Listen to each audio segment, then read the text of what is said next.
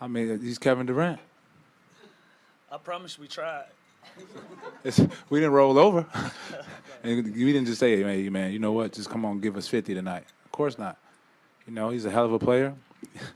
The shots he took, you know, he made some tough shots. If you was a coach, what would you tell us to do? Thank you. We tried everything. So we tried everything. We had several different coverages for KD, and they didn't work. Dude, yeah, like sometimes you come across special people, and it doesn't matter what you send to them. It's no scheme. It's no it's no nothing that you can do with special people. He's one of them, and he showed it tonight. He put them guys on his shoulders, and even the game that he came out, he was like, "I'm Kevin Durant. Y'all know who I am," and that's a bold statement to make when you're about to go see some guys that's extremely competitive. And he came out that game, and he said, "I can really shoot over these guys," and he did it. So it wasn't lack of effort on our part. He's an all-world professional, and he proved himself. He proved exactly who people think he is, who he think he is himself, and he did it. And you tilt your hat off to a guy like that. All right. You are now listening to the Q&E Podcast. Is this what you want? Huh? Is this what you want? Well, come and get it, goddammit! What's up, everybody? You're listening to the Q&E Podcast, and you are here with your boy Q Hicks right now. And I got Edgar on the other line. Edgar, tell the people what's good. What's up, everybody? Welcome to another episode of the Q&E Podcast. Today, we are joined by a special friend of ours, a fellow podcaster. You can listen to his podcast, Off the Ball Network, or you can listen to him on Dash Radio. Give it up for Chris, everybody. Yes, sir. I'm so excited to be on your guys' show. I've been wanting to do this for a minute, so thanks for having me on, fellas. I'm excited about this. I'm ready to chop it up. Yes, sir. No Appreciate problem. you coming on. And where can they find you? We're good. You can find me Off the Ball Pod, Twitter, Instagram, Facebook, all that good stuff. And the show, like you said, the show's on Dash Radio, YouTube, all that. You know, just trying to grind out here. Just trying to grind. Yes, sir. That's all we can do. Y'all already know what the first topic gonna be. It's gonna be easy money, KD, dog. KD dropped 49, 17, and 10 in a crucial Game 5 against the Milwaukee Bucks last night. One hell of a game with one leg, James Harden, killing everybody on the Bucks squad. Chris, just give me your instant reaction of what you seen last night, bro, because that was a masterpiece. I did a lot of I was just all day. Like I was even at work, and I was talking to my guy, and we were just like, we need to see something legendary from KD. We know he could do it, right? But we need to see it because Exactly. he got to put his team on his back right now, right? Because you know he's always had a lot of great players around him, but when you know it's always easy to do your thing, like, and he's done his thing, right? Warriors hit that 3, you know, on Bron in Game 3 both years, right? Mm-hmm. We want to see it when everything's not going right. You still got to be able to have those moments. Exactly. You know, you still got to be able to put your team on your back like MJ and Kobe did, and you know, Yeah. So and LeBron has done plenty of times with them Cavs teams and all that. But man, it didn't start off great, right? It started off rough where it was like He was chilling. I was surprised by that, Yeah. bro. I thought he was really going to like try to come out firing, but he was letting James Harden handle the ball and get everybody else involved. I was like, KD, we need you right now. it was like, what are they doing right now? Because I mean, it was like 3 minutes left in the first, and they had 8 points. I was like, what is the game plan? Like, is the game plan to do nothing?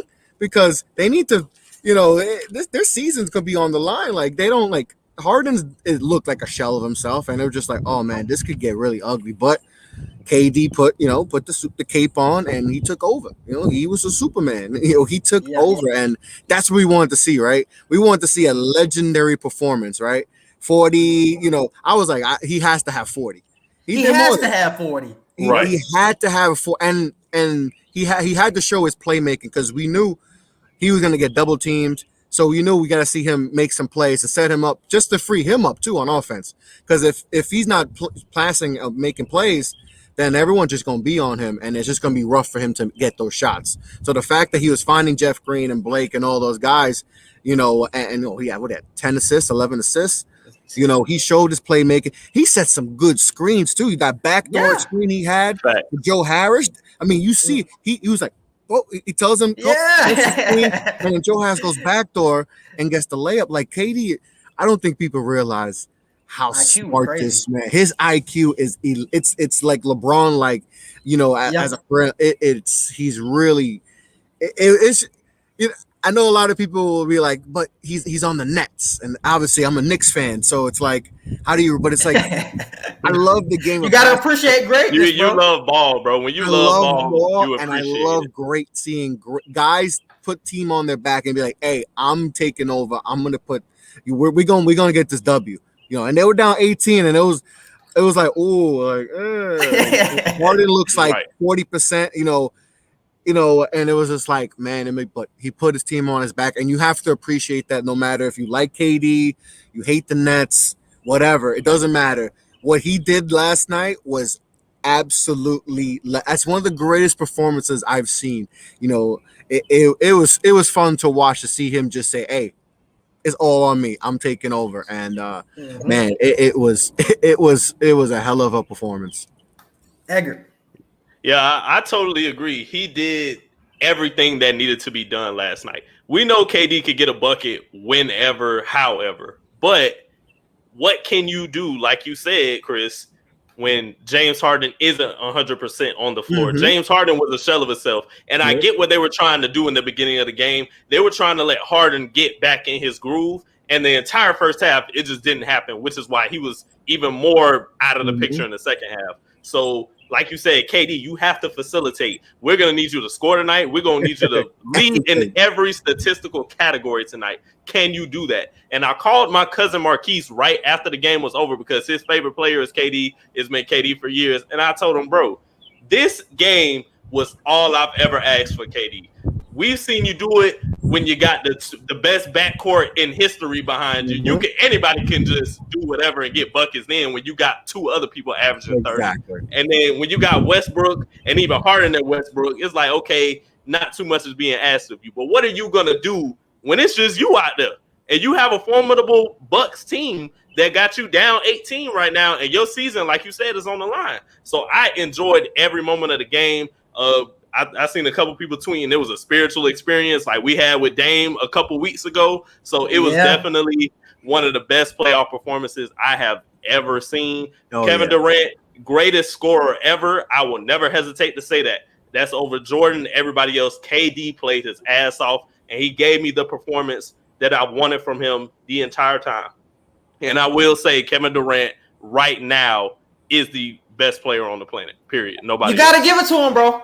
Kevin Wayne Durant is the best player on the planet, bro. I was holding out for Steph, but seeing this performance and the gravity that KD has, you can't stop him no matter what you do. You could have put Giannis on him last night. He was going to get a bucket on Giannis. It didn't matter who was on KD. He's shooting over Brook Lopez, 7 foot. It's just too easy for this man. And you seen the efficiency? He couldn't miss. 17 of 23? Come on, bro. This shit crazy, dog. And I got 49 points off 23 shots. 23 shots. And honestly, I would say that I could not predict that the 10 assists. I knew he was going to have a big game scoring-wise, but I was like, I didn't know the 10 assists was going to be there like it was for KD, but he got everybody involved. And I want to show a special shout-out for my nigga, Jeff Green.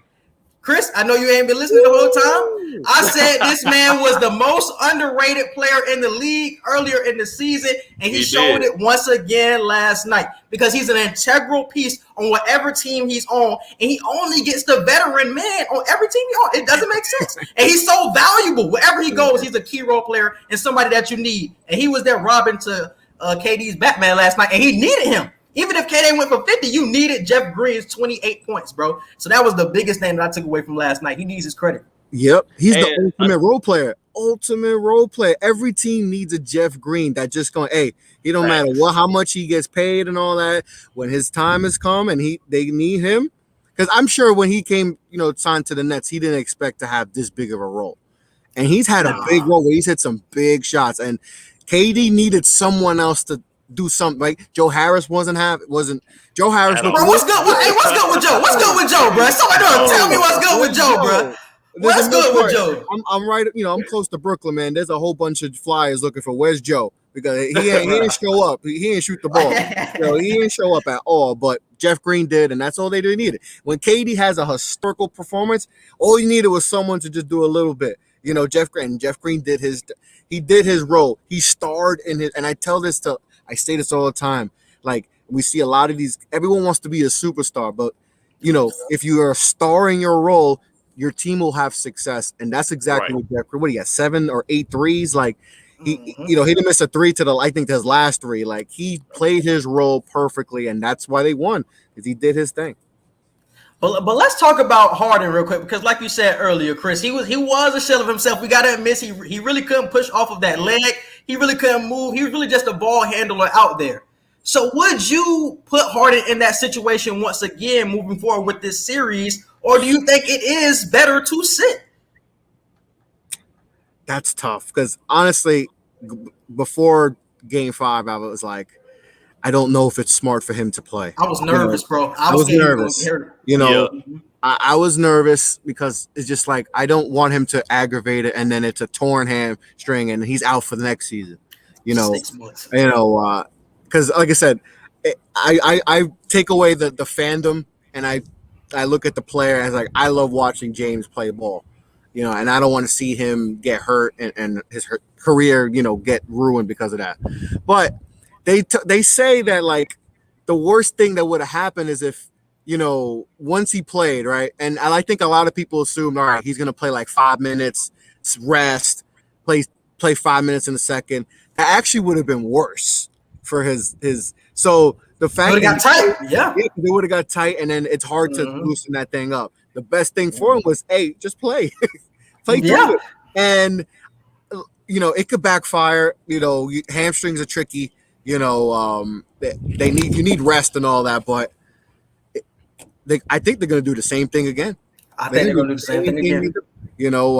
I think they're going to go at it again in this next one and just do it again. But, I don't know if they maybe take a little bit more precaution because they are up now. So maybe you have that in the back of your head, like, hey, maybe if KD is KD again, we don't need Harden to go play all these minutes because, so we'll see. It's going to be interesting to see how they go about it. But it's still like, I'm still worried. Like that thing can just go, and then you don't have them for the next season. You don't got them for next season. And so it's going to be interesting to see. I'm going to be looking at the injury report a lot, when they play next. How do you feel about it, man? It's a tricky situation, like Chris said. I feel like they're definitely going to have them on minutes restrictions for this next game because of the fact that they're up now. And I feel what we seen from KD last night is not too much to ask him to do that again. Like, let's be honest. KD can do that 2 nights in a row if he wanted to. So if Steve Nash lets him off the leash again, like, hey, just literally do what you did last night so we can go home, and James Harden can actually rest this time without having pressure on him to come back, I feel like that's going to happen in this next game, and they're going to send the Bucks home at Milwaukee. So I feel like James Harden is going to rest. He's going to, if he does play, it's going to be just very few minutes to where it's not hurting him too much, But I also want to point out to the Jeff Green point that we were making a few minutes ago about him being just underappreciated. I know Quincy give Chris Middleton a lot of slander. A lot of other people give Chris Middleton flat. Bro, Chris Middleton is so valuable for this Bucks team. Like, if he doesn't have the performance that he had, they wouldn't have had the performance that they had in the first half. And they wouldn't have still been in the game somewhat when KD was still going off. Granted, it's KD. You can't really stop that. I seen Chris Middleton did try to guard him, but it's like without Chris Middleton, you didn't have you didn't have Drew Holiday stepping up like you expected. So without Chris Middleton, I don't feel like that pot stirs how it's supposed to. And Giannis, we're not gonna let you off, because I'm sure we're gonna let's go. Let's dive into it. I've never seen, shout out CJ McCollum for tweeting this too, because I didn't know if any of the superstars was gonna tweet it for real. I've never seen a superstar just stray away from that moment. From that moment of like, hey, it's you and me right now. Game on the line, season in jeopardy. We've seen it before. We've seen some players stray away. But not at this, like, not with this hype, bro. Like, it's Giannis. Giannis has been hyped up to be like just the best player in the league to a certain extent to a lot of people. Mhm. So I feel like for you to be that, and for you to make all NBA first team and to make all NBA like defense and everything, yeah, you definitely need to be strapping up KD right now. Y'all have had too many chances to get to the finals and possibly be a finals team winner, and you got back-to-back MVPs and all that, and a lot of people thought you didn't deserve it. This was his opportunity to show everybody, look, I got them MVPs for a reason. I got Defensive Player of the Year for a reason. Everybody move the hell out the way. I don't care what coach is saying. I'm guarding KD. He did not do that, and that pissed me off so much. And then after the game, he talking about, that's the best player on the planet. I was just hoping he wouldn't miss. You don't say that shit. You don't say that. Thank you. That's just Giannis, though, bro. Giannis been an honest dude since he came. You don't do that. He gonna tell you straight up if he the best player in the league. You don't say that. You don't say that.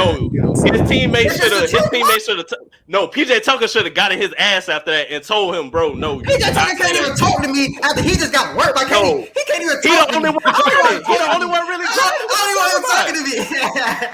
He the only one really guarding KD for real. He the only one that actually put some straps. He's the only one that actually put straps on KD a couple times. Nah, if I'm PJ Tucker, I'm getting in Giannis' ass. Look, I'm not even you. I'm not your height. I don't have your length. And I'm locking up KD a couple of possessions now. He cooked me majority of the time, but I got on his ass a few times. If I can do that, I know you can do that. PJ Tucker should have told him that. Should have told him, look, don't ever say that to the media ever again. You can say that shit when the season over, but in the middle of the series, do not say that shit. Agreed. I see. Giannis is, and listen, he's frustrated me since the bubble, because he's gotten everyone loves Giannis, right? He wins that MVP first one. He got a pass, right? He got a pass that first year, right? With the Toronto, like, oh, that was his first time in the big stage, even though he blew a 2-0 lead. Then the bubble happened, and then Miami punked him. They gave him a little bit of a pass, but he felt it a little bit. This year, he kind of flew under the radar, right? And then they took care of business against Miami. They got back and did their thing to Miami. Everyone, they got in their ass, right? They got in their They stayed. They bust their ass. 20-point losses every game, right? We don't want to talk about it. You trying to dig it a little too deep. I'm just trying to get to my point. And then we get to the first two games against the Nets and they don't show up. And then they caught a break. Everyone gets hurt. Harden was everyone's getting hurt, and it's like it's your opportunity to literally this team's wounded. You need to stomp the Nets and just give them no hope. Be up 3-2 going at home. You got home court. Just end them right there. Finish them off. And this game might have been the most frustrating game I've seen from a team that literally everything, they're up big.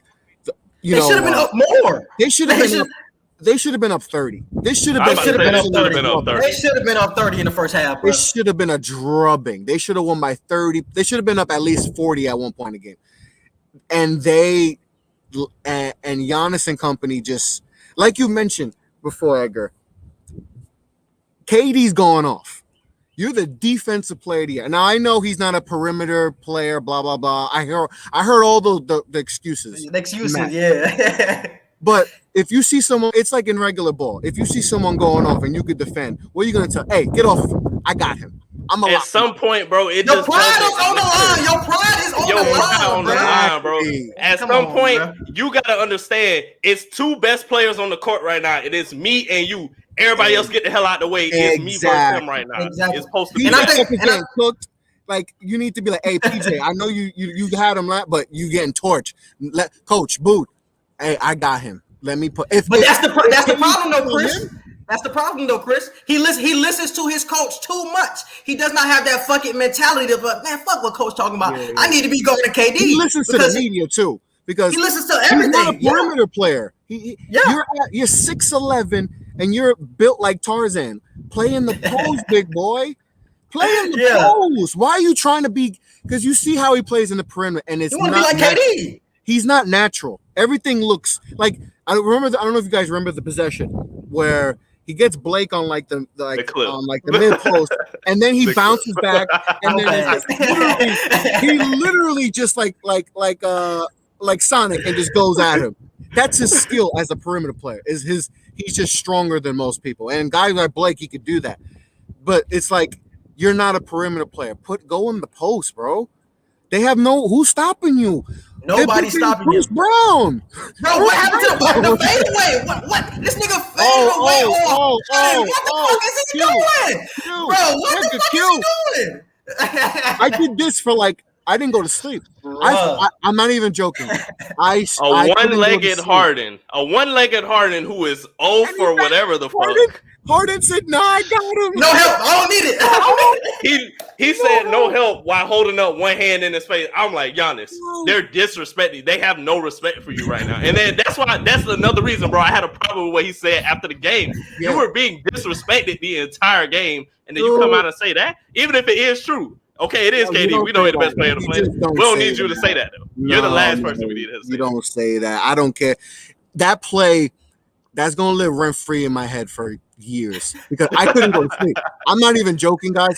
I couldn't go to sleep because I'm like, why did he? Like, I woke up at 3 o'clock in the morning and just like, why did he do that? Why did he do a fadeaway? What do you say? James Harden was probably 35, 40%? Healthy, if that. So he's less than 50%. You are Giannis. You could back up. All you do is back up, and he started it right because you see him back up, and then the fadeaway. What are you doing? And it was a tie. I believe it was a tie game, right? I believe it was a tie game. So all you got to do is back him up. He has no help because Harden just waved off the help defense. Back him up, get the easy bucket. It was going to be an easy bucket. Harden would have let him go. Harden was doing that all game. And that's the game plan that I didn't get from them I was just about to ask that. Minutes. The game plan should have been, where's Harden? Okay, attack that side. Exactly. It's simple. It's that simple. Yeah. Like, this is what messes me up that game. Like, it's simple. Attack Harden. He played 46 minutes. Attack him every play you are. But they didn't do that. It's just mind-boggling what they did. They got to be the dumbest team. One of the most talented teams, but one of the dumbest. And I think Fireball friends. Yes. Oh, Bud is gone. Bud is gone after this year. Like, we've already seen in past seasons that he does not make adjustment in series, and he doesn't make adjustments mid-game. Like, bro, you see Harden in the first couple of minutes, you know that nigga can't move, bro. Just continue to go at him. The only person that continued to go at him was Drew Holiday. And it's just like, why doesn't everybody just do what Drew Holiday is doing? Go at Harden. These dudes was not getting it, bro. It didn't make sense. It bothered me the minute I woke up. I made coffee. I'm like, yo, why didn't they tackle Harden? Got in the car. I'm thinking, and this isn't even my teams, and I'm just like, I can't believe what happened last. It's just I wasn't on the Bud, fire Budenholzer or all that. I wasn't on that. Yeah. That game, oh my! I was that's a fireable offense because you have a hobble. This team is hobbled. Their second best player is Bruce Brown, like Joe Harris, and then they shut him down, and they still lost the game. They still lost. Are they going to blow it up after the season if they lose? If you lose to a KD and a hobbled Harden, and you got all of this talent you have, and you lose to them, is it time to blow it up already? It's a good question, bro. It's going to be interesting if they lose. Or is the coaching change going to be enough? It depends who they think, unless they have a coach in mind. But I don't know who that coach should be. Who's out there that's like really like, oh, okay, that makes sense. Like Jason Kidd, that didn't, nah. You don't want to do that again. There's no one out there that's like, yeah, okay, let's get him or her. Let's, so it's like, I don't know. I just don't know. It's just, and it's not like there's like a Nick Nurse where, you can like, you got a coach on the, I don't know. I don't know. Wait for the Bucks. They better turn around these last 2 games. It's looking bleak. Giannis is like, we don't need Giannis to start shooting threes and all that. Like, just play your game, bro. Just play your game. He doesn't know his game, though, Chris. He don't know his game. I think he's trying to be more. He's listening. He's listening to the media telling him that he needs to shoot threes. He's got to be this. He's going against KD. He may feel like he's trying to show, like he wants to show people that, hey, people like questioning, I'm a 2-time MVP and all this defensive player of the year. He may be trying to overcompensate. It's just like, no, play your game, dog. Play your game. You're not KD, all right? And that's cool. That's okay because there's no one like KD. That's okay. So go in the post and who's stopping you in the post on nobody? Nicholas Claxton? No, he ain't even playing. They ain't play. DeAndre Jordan is DMPs. Bruce Brown is their big man. Jeff Green is Blake Griffin every time, bro. That's Blake Griffin, he should not play again. Blake tries to think he's back in the Clippers. You see how he'll get the ball at the 3-point line and he'll do his Clipper and he think he could just blow pipes it. It ain't there no more. He can't do that. How many times you just stop and he just passes it and he just goes to the 3-point line? That 3-ball, he ain't got move. Yeah. Blake don't got it no more. So they have no one. They have no one of size that can stop you. And yet you're trying to be a perimeter player. It's not your game, dog. Go in the post, get your 40, get the series tied, and then let's go. Because now everyone was tripping about KD legacy game, right? Oh, legacy game, all this. And KD said, well, look what I just did. Giannis, it's your turn now. Because now the pressure's on Giannis to have his legacy game. Because if he loses at home, he going to feel it. He going to feel it like the way LeBron felt it in Cleveland, the way KD felt it in OKC. He's going to feel it. And he's not going to be used to it. He's going to be like, whoa, it's going to hit him quick, and then it's going to be like, is he really that dude? Yeah. That's a great question, bro. But we got a lot more to dive into, but let's move on to the Kawhi injury. We just got information that Kawhi suffered an ACL sprain. I don't think he said he tore it, but it is an ACL sprain. So he's going to be out for indefinitely, I think they said. So I think he's out for the rest of the playoffs. And we also got news that Chris Paul is going to be in COVID protocol indefinitely as well. But they say he could be back within the next week. If this series with the Jazz and Utah ends up prolonging, he could only miss like one game or something like that. Yeah. So Edgar, just dive into the reaction. You woke up this morning, you see this huge news, hey, actually it'll shake everybody up in the morning. Hey, it's crazy because when I seen him hurt his knee, he reminded me of KD in 2019 when they went against the Raptors and the way he just walked off after he messed up his Achilles again. That's kind of the walk that Kawhi was giving me. So I knew something was wrong, but I was just like, they didn't really say too much during the game. So I'm like, let's just hope it ain't nothing too big. But when I seen the news today, I seen ACL. I didn't even read anything else after that, bro. That's all you have to say. Damn. That's all you got to say, bro. So I seen ACL. I was like, damn, well, I picked Utah to make it to the finals anyway, but I didn't want it to be in that way to where it's like the only hope for the Clippers winning just got knocked out. So and the Clippers were looking the best they ever looked. That's the best they ever looked. That's what's making me so mad about this shit, bro. Right. That was the best they ever looked. Back-to-back 30-point games with Paul George and Kawhi. They were looking like the Clippers that we really thought. I don't see Paul George just leading this team like that. They might have one game left in them of just pure fight. If they win another game. Tonight.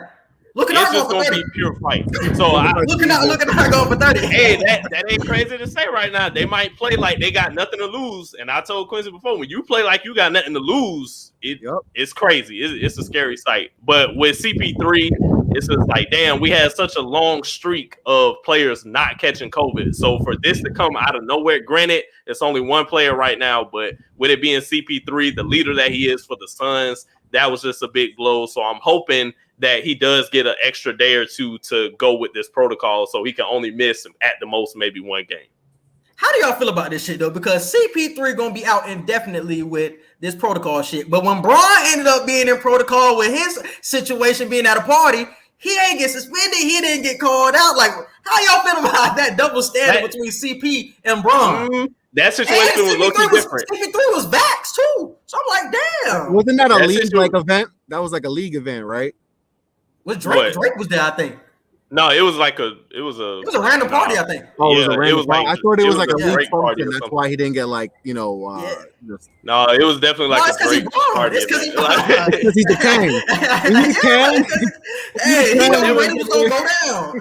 They were in the It was middle. going They were in the down. middle of that series too, though. With Chris Paul, they're not in a series anymore. They're just waiting to see who their opponent is going to No, be. it was With coming in. LeBron, It was before the series. It was before the series started. What, with LeBron? I thought that was after like a Yes. game or two.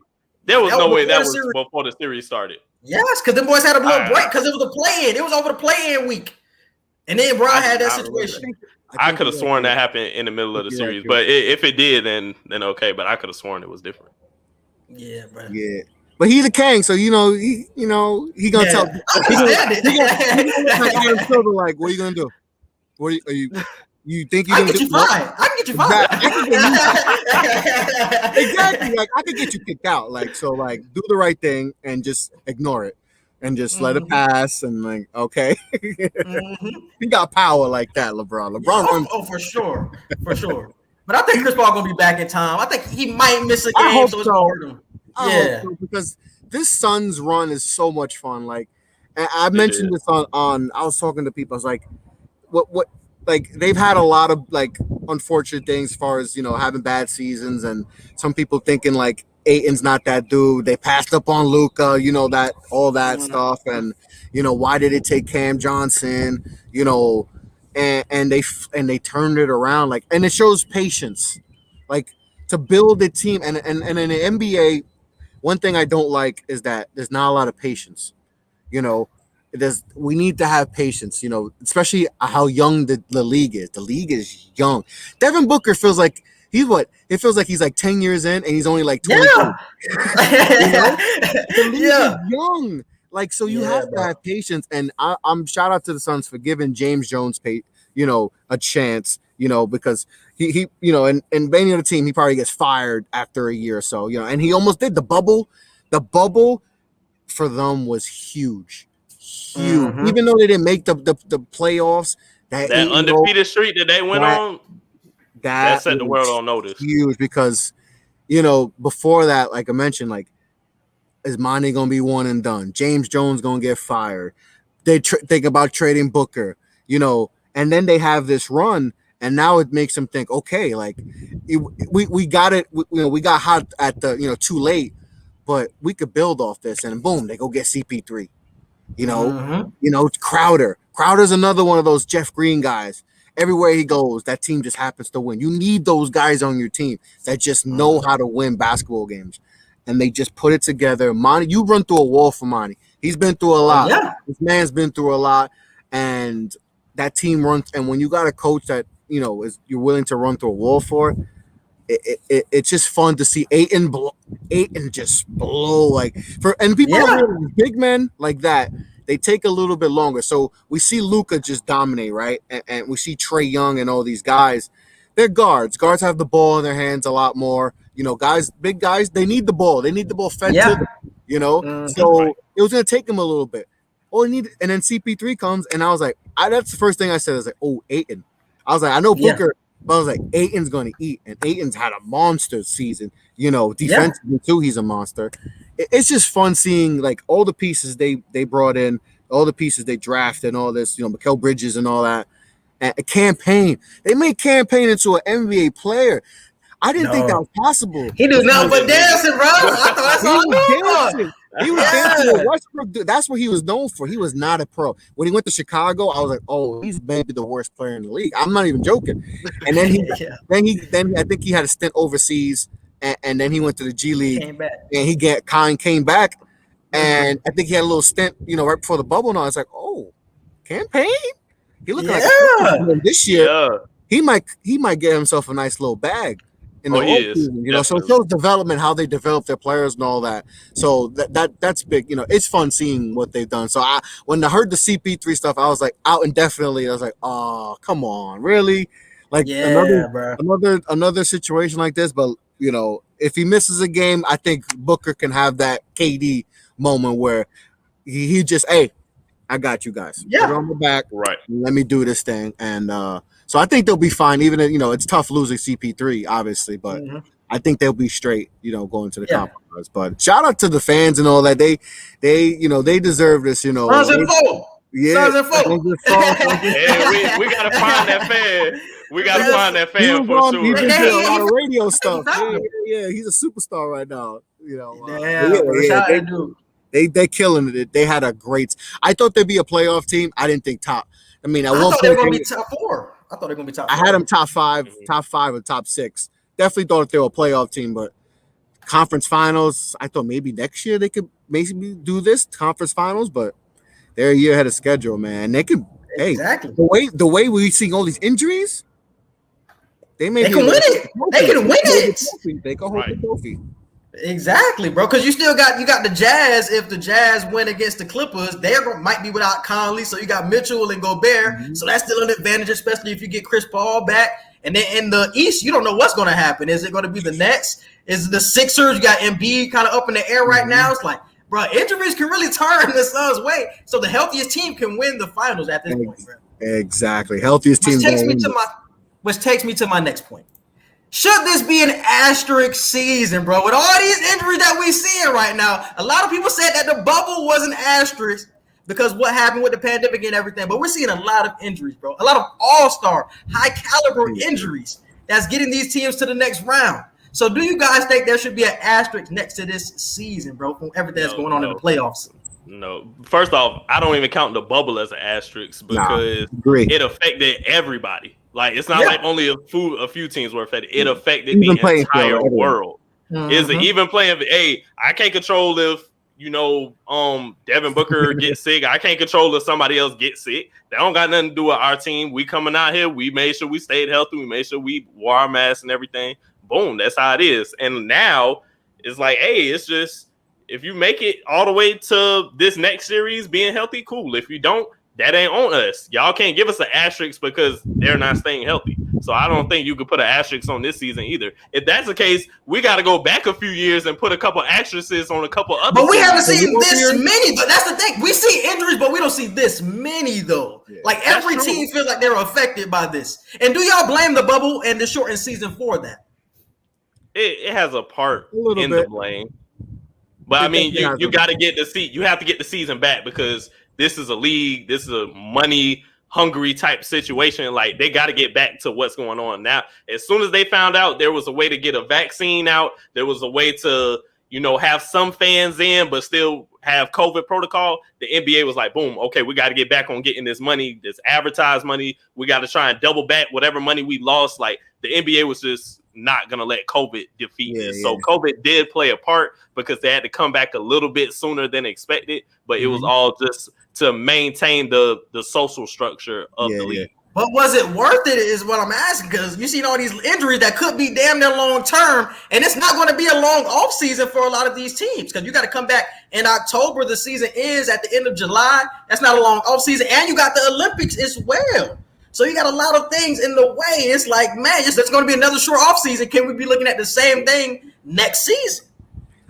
I think for the NBA, they're like, as long as every season is back, we cool. Like, because that was the biggest thing is like, we knew they wanted to get back to the schedule because if they had, put the season back, it would mess up the next season and the next season that. So then they wanted to get things back in normal as possible. And so I think that had to do it. But yeah, I think the short turnaround, especially for the Lakers and Miami. I mean, they got bounced in the first round and they dealt with a lot of injuries. So those teams, the teams that went to the chip, it definitely affected them. But the injuries, I mean, we saw a lot of back-to-backs and 3 and 4 nights this year. It was, kind of went back to the old days a little bit. But I mean, I don't even know how to like fix it. It just, a lot of these are just fluke injury. Like, it's just the body, it's just sometimes it happens, it's just asterisks. No, there should be no asterisks on this season. Hey, it's just like the bubble when people put the, an asterisk. No, there's no the Mickey Mouse ring. Mickey Mouse champion. I'll make fun of like my Lakers fans. They're like, oh, you guys won the Mickey Mouse, but like just in fun. But like, no, there's no asterisk. There's no asterisk. Hey, because we could have done it with the Raptors. KD gets hurt. Klay Thompson gets hurt. They had injuries, and then the Warriors when they won at 15. You know, Kyrie got hurt that year. K-Love gets hurt. Hey, you need luck. You know, sometimes We ain't put no asterisks on that. We actually looked at Bron and said, "How could you not beat this team?" Like we did the exact opposite. We did the exact opposite of an asterisk. We were like, "How could you not overcome this entirely impossible outcome?"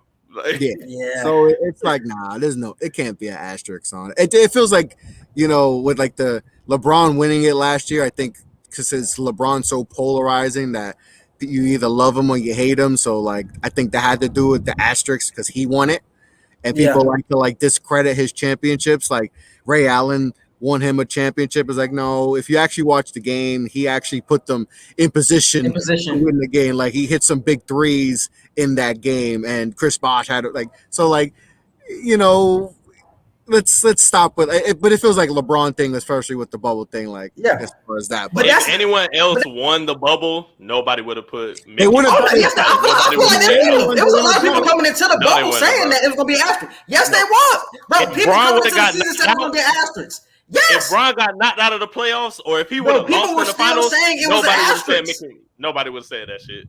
People were still saying it was asterisk going into the bubble. They would have said it was asterisk because even if people said it, the amount of people would have been way less than the amount of people now. If Miami had pulled that off, if Miami pulled that shit off, they would have been like, "Oh, LeBron couldn't get it done with such a long." Niggas hate Miami, man. They would have said asterisk too. Niggas hate Miami, bro. Niggas hate Miami. I didn't rock with that at all. I grew up hating the Miami Heat as a Knicks. That's what I'm saying. Niggas hate Miami. That was my rivalry. Oh, wow. I grew up hating I don't hate him as much because I don't hurt as much as I used to, you know. But growing up, what is that? Oh no, because we're gonna get into something that me and you gonna go back and forth on with Jimmy Butler and the All NBA team. Me and you gonna have to go back and forth on that one. I got your list ready because I got my list ready. I just want to hear y'all. But no, back to the asterisk. I think there should be some type. I don't know if it should be asterisk, but I don't know if I can feel the same about the champion because we won't see the full potential of what we were expecting, bro. We don't get the Nets, we don't get the Lakers, we don't get the Clippers. So you telling me it's gonna be Jazz and the Sixers? Like, come on, something has to change, especially when you get context to some shit. It's like when you get context, like, man, you can't grade that and have that championship up with Bron championships when he goes up against the Warriors fully healthy. It's like you can't compare those two. Bron had to go through challenges, and y'all niggas got injuries all the way through the Suns and shit. It's like, damn, that you got to look at that kind of crazy, bro. Especially when your high caliber all-stars are getting hurt in the playoffs. That shit is kind of different. It does hurt, though. It hurts that you seeing Kawhi get hurt and Kyrie getting hurt, Harden, all these injuries. It does hurt, but hey, it's a part of the game. It's just a part of the game, and you just got to do what you got to do. You know, the Raptors ain't tripping because the Warriors lost, you know, KD and all that. They still the world champion. No, bro. So that's facts. The number one face of the league right now, he says totally different from what we're saying. LeBron James said this should not be counted as part of the game. I don't know if y'all seen the thread of tweets that he put up a couple hours ago. He said, all this getting hurt is not part of the league. It's not part of the game. I'll pull up his tweet real quick. It's right here. Because I don't think a lot of these injuries are like fluke. Like these are, I think the Kyrie injury was fluke, but a lot of these are really wear and tear. Like the knee injuries. Kyrie one was fluky. That's like anything in ball when you come down and you land on someone. But like a knee injury, ACL, like that's wear and tear. Like hamstring, that's wear and tear. He said they all didn't want to listen to me at the start of the season. I knew exactly what would happen. I only wanted to protect the well-being of the players, which ultimately is the product and benefit of our game. These injuries isn't just part of the game. It's the lack of pure rest before starting back up. 8, possibly 9 all-stars missing playoff games. This is the best time of year for our league and fans, but we're missing a ton of our favorite players. It's insane. If there's one person that knows about the body and how it works all year round, it's me. I speak for the health of all of our players, and I hate to see so many injuries this time of year. Sorry, fans. Wish you guys were seeing all of your favorite guys right now. Would Bron be saying that if he was still in the playoffs? If he was still in the playoffs? Would Bron be saying that if he was still in the playoffs? Bron, he probably wouldn't be tweeting as much as is. He'll probably say it in an interview, but he probably wouldn't tweet it. But just think about Bron now. Bron, he gonna take it wherever he can get it. Would Bron be saying this if he was still in the playoffs? He'll mention. I don't think so, bro. No, he probably wouldn't say it like off of his free will, but I'm sure they'll ask him a question about it. Like if he was in the playoffs right now and this happened to Kawhi and to CP3, they're going to ask him about it and he's going to say something. He might not have just come out and said it on his own, but he's not saying that, bro, because he's still in it. He's talking from the sideline because now he's out at this point. So it's like, oh, now you feel that way because now you felt the effects of it with AD. You felt the full effect. But if you were still in it, AD was healthy, you wouldn't be saying shit because now you're taking advantage of it. Yeah, he's still going to take advantage of it. I'm just saying he'll speak on it. Like I feel like he'll still speak on it, whether he'll go in depth with it or not. Like he's gonna say something. He's the face of the league, and they're going to ask him the question. Yeah. I think he would have said something, maybe to not this extent, but the post game they would have said like, and he would have mentioned something like, "Hey, we've seen all his injuries," because he usually says some stuff like that. So. But, I think he would have definitely said something. Not like this, but definitely said something for sure. All right. Let's move on to all NBA teams, the most controversial topic of today. So let me read off the all NBA teams. I got them handy. Give me 1 second. So the first team of 2020-2021 is Stephen Curry, Nikola Jokic, Giannis Antetokounmpo, Luka Doncic, and Kawhi Leonard. Second team is Damian Lillard, Joel Embiid, Chris Paul, Julius Randle, and LeBron James. And the third team is Rudy Gobert, Jimmy Butler, Paul George, Bradley Beal, and Kyrie Irving. What are you guys' reaction to the all NBA teams, bro? Ain't have shit in his throat, but he had to call for Gobert. Chris, bro, tell me how you feeling, bro. What should have happened? What should all the NBA teams been? First of all, I hate how they structure the all NBA teams. Like, just get rid of the positions. Let's just do the 5 best. Thank you. I've been saying that for years. Like, hey, the 5 best players, each team, boom, and that's how we settle all this. You can even add a 4th team if we need, because there's so much talent. It's hard to do that. But just do the 5 best players. Like, let's not do this guard, because now we got, well, is he really a guard? He's gonna, how many games he played as a forward? We're gonna put Luka as a forward, even though he handles the ball. It just doesn't make sense and all that. Rudy Gobert. Player of the year, Rudy Gobert. Thank you. I know. No. Say what you're saying. He's great, but it's like when they say all NBA, it's like. He was third. He acted like he was on the first one. I get it. But over Donovan Mitchell. I'm going to totally agree with you. I'm going to read my list. Don't worry. And that's why I'm like, hey, let's just do the top 15 players. Who do you think is fit? Because Donovan Mitchell then makes it. Because Donovan Mitchell's been hooping all season. Got better at every best team in the league. Jazz. Like, he should be on there. Jason Tatum. And another thing, when you cost people money, I don't care that them and a lot of people are like, oh, they already got a bunch of money and all that. Jason Tatum's got paid. I was like, but if you cost me $33 million, I might have to fight you. But that's the point. I think that's something a lot of people aren't thinking of. What if these owners have something to do with this vote? What if the owners do not want to pay them the extra $30 million and the owners are manipulating the media? They don't want to pay these young black brothers the $30 extra million. Come on now, think about it. They don't want to pay these boys. It's contract time and you don't want to pay him. But look, Luka got a contract coming up and he got paid. Luka got paid. He got his extra 30. But these black brothers ain't getting the 30. I'm just saying. You go get us. Be a coincidence. This is not a coincidence. You go get us canceled. You go get us canceled. It makes a lot of sense. They watching the pod. Hey, you go get us canceled. I didn't think about it from that aspect, but now you're gonna have me thinking. You're gonna have me think Q on that. Think about it, bro. Because I agree with you that they should have been on there. But it's like, hey, they knew their contract was coming up. Manipulate the media. Yeah. Don't vote for Tatum. Don't vote for Mitchell. Their contract coming up. Extra $30 million. These owners cheap. They don't want to pay no extra 30. They're so cheap. Billionaires are cheap. Yeah. They don't want to pay that extra 30. That's how I'm looking at it. And that's how I'm looking at it for real. But Jimmy, and I don't know if you guys saw this, but they showed like like who got first place votes. Jimmy Butler got 7 first All-NBA team votes. And then one of the guys showed his ballot, and it's like, why? Oh, I see you react to that, Gabe Vincent. I was like, he started blocking people. So like, and then I saw his pinned tweet. His pinned tweet is an interview with Jimmy Butler. So it was like, okay, if we're gonna vote based off it, and that's what got me pissed off, is like, if we're gonna base it off relationships, then you shouldn't have a vote, because you should take this serious. You should take, like, if you have an MVP vote, defense, any vote you have for play, you should take that serious. Hall of Fame vote, anything.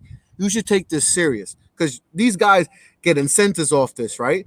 Trigger. There's things that trigger. Hey, Luka just, if Luka got screwed out of it, he would have got screwed out of $201 million contract. So this is guys' money you're talking about. So you put Jimmy on first team because you did an interview with him?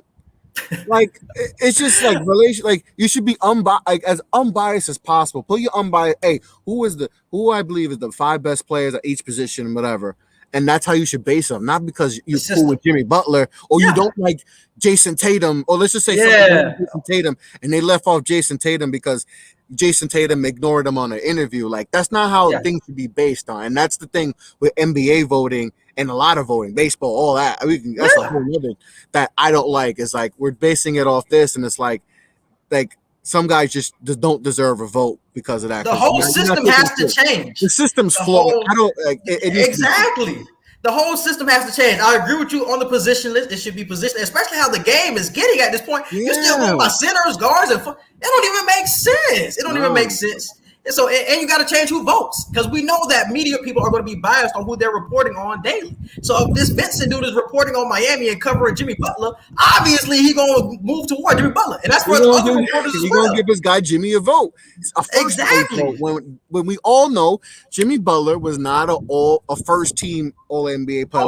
I agree with that. He wasn't even all NBA player this year. Like, he just didn't. He wasn't. I don't think so.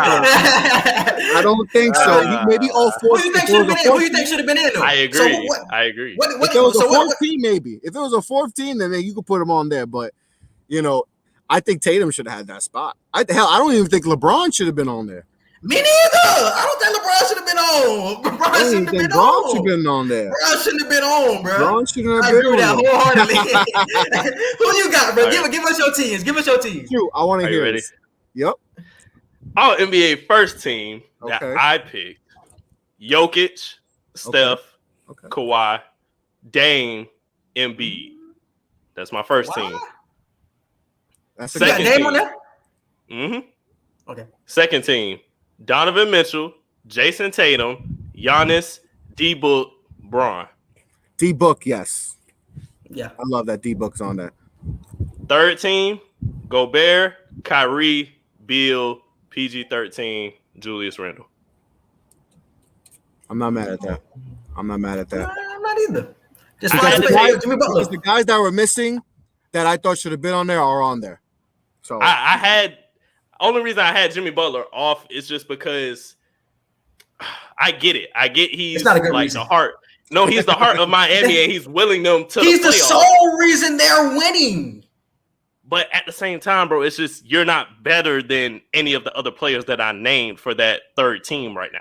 Like, I don't see him being better. But this is the thing. We have to get a criteria set up, because what are we going by? Are we going by stats? Or are we going by impact on winning? That's another thing, too. But they've all had a bigger impact, too. They've all had a bigger impact on their team. No, they did not, bro. No, they did not. You're crazy. Jimmy Butler, bro. Without Jimmy Butler, the team was ass. Without Jimmy.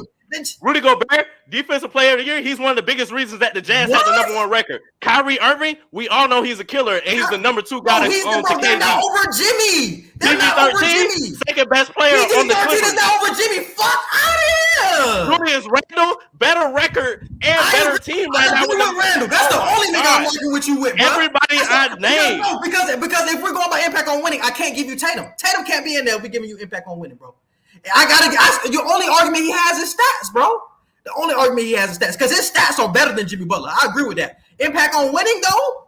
Impact on winning. You see what the Heat look like without Jimmy. A bigger impact. Jason Tatum is a better player, and he has a bigger impact. You're crazy. I love Jimmy Butler. I'm just being honest with the All NBA teams right now. That's it. like Chris said, if there was a fourth team, Jimmy Butler would be on the 14th. But I can't put you in the top 15 players. I can't do that. Jimmy is averaging 21, 7, and 7 right now, and he's the leader in steals, and he's one of the leaders in win shares and PER. You cannot just throw that shit to the side. Yeah, it don't matter. That's why I said, what are we going by? Because if you go on by stats, nigga, I'll give you Tatum. But if we going by winning Tatum, they had a stretch throughout the season. Them niggas look ass, bro. Tatum wasn't even playing well. Jimmy Butler was playing well the whole year. You hit it on the head. What is the criteria? And that's the thing. The NBA hasn't give us a criteria on MVP, on all NBA teams. Like the MVP, is it truly the most valuable, or is it the person with the best stats? Right? All NBA. Are we gonna reward people who are on winning teams, or are we just gonna say who is just the person who just scored the most on it? So that's the thing. They need to actually come out. Hey, the criteria is person who made the most impact and help winning. Okay, then we can better figure out these all NBA teams. Or is it simply who is the best player on the court? Forget about wins and all that. Who was the best player on the court? Then that helps us. Then it could better. We could figure out the all NBA teams. But when they just say, "Hey, all NBA team," and it's like, okay, like what is like? Because how does Bradley Beal a couple years ago not be an all NBA or all star, but suddenly he's an all star and he's not really impacting winning? But it's the same. And what about Trey? What about Trey Young? Trey Young had the stats and the impact on winning. Exactly. Why is Trey Young missing? Why is Trey Young missing and all that? So it's like you could put Trey, but they do it by position. They're doing it by position. So that's fucking. But that's what I'm saying. Like we need the LM. It needs a whole revamp. It needs to just be let's just put the best hoopers, 15 best, and let's do that and have a criteria. Hey, the criteria is based off, winning, stats, and then in what order. If you want to do an order, or just give us something so we know. All right, so we don't trip and have these. But you know what? And they do this on purpose. So we're having podcasts. They're having conversation because NBA loves that water cooler talk. So this is what they do. They do stuff like this so we could trip. And talk about. But the thing is, niggas' money's on the line. That's the thing. What I don't like is that you cost Jason Tatum and Donovan Mitchell. You cost them dudes money. Trey Young too, right? Trey Young too triggered a whole bunch of stuff.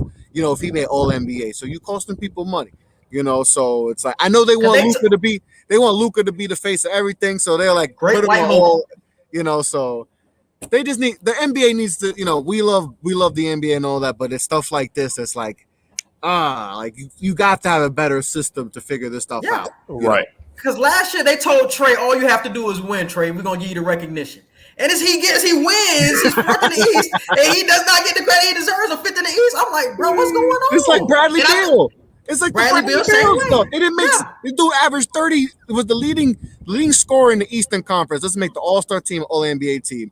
Does the same thing next year. He's an all-star starter. He's an all. It's like he did the same thing the year before. Exactly. So what's the criteria? Like you just doing it's because people don't like these players, and that's what it is. The media does not like Trey Young, and the media does not like West. They hate Trey Young and they hate Westbrook, bro. So even when Westbrook has the stats and he's not in here, it's like, damn, he put up a triple double. And Trey doing it, it's like you ain't giving these players the credit. And even the players you say you like Booker and Mitch, they don't get no credit either. So it's like, what are y'all doing? Exactly. Like, look, for instance, Westbrook, he won the MVP off a triple double, right? First time we've seen this since Oscar.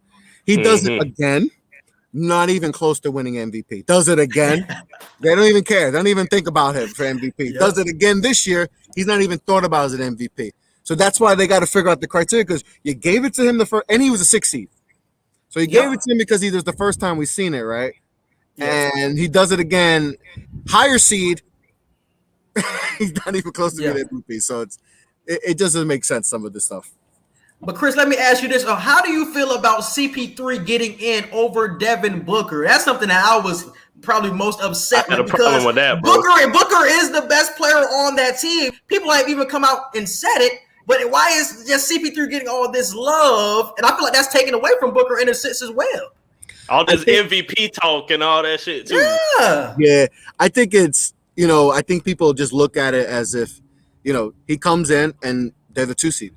It's like, and they think it's all on him. And it's like, yes, CP3 has a big, it's a big reason why they're this good. But that boy Devin Booker is another big reason why you're this good too.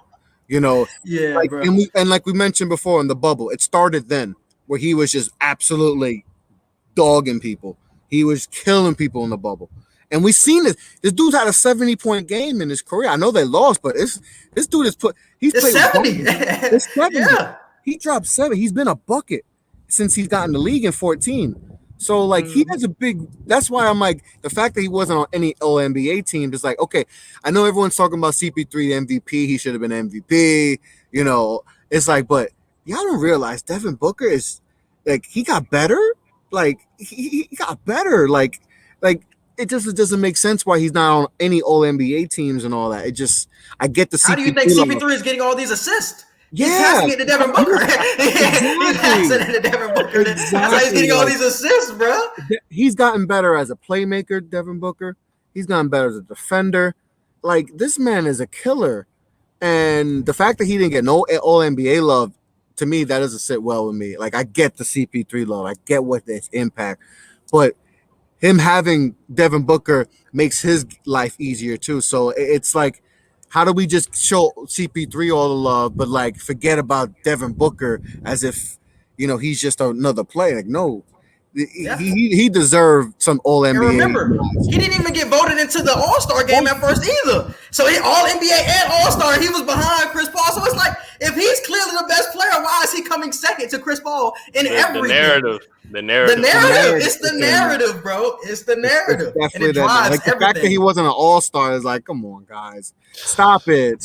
He's an All-Star. He should have been starting maybe. Like, come on, let's stop doing this Booker stuff. Bro. Booker, Mitchell, these guys getting disrespected. Like, nah.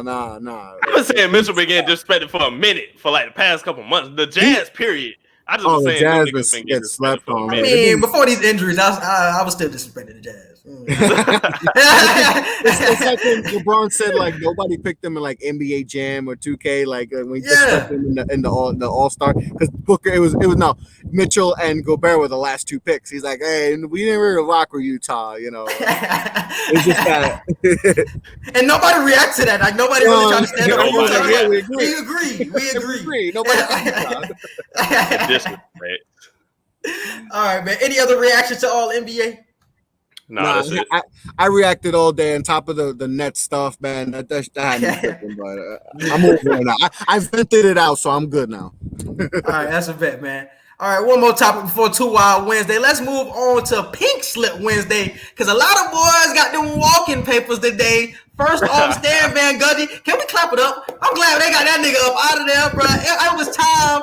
I've been saying this the whole season. Stan got to get out of there. And Scott Brooks from Washington, even though he got Washington to the 8th seed, it was time for him to go as well. What were you guys' reaction to seeing this? Chris, let me know something. Stan, I didn't get the hire. Like, me neither. I didn't get it. The fit didn't make sense. Like, I know he was like he killed it in the bubble as far as like commentating and all that. So I kind of think that kind of helped him. Like people are like, all right, let's give him one more shot. He has a personality. Maybe he'll gel. He was still Stan Van Gundy as a coach. Like I don't like how he handled Lonzo. The point guard situation. He just they had too much talent to be where they were. It just doesn't make sense. It just didn't. Why are you starting Bledsoe and Lonzo in the same backcourt? Oh my goodness! That shit made me angry. That's why I knew he should have got fired. He stuck with that lineup the whole season. I said he should have shaded it in the beginning.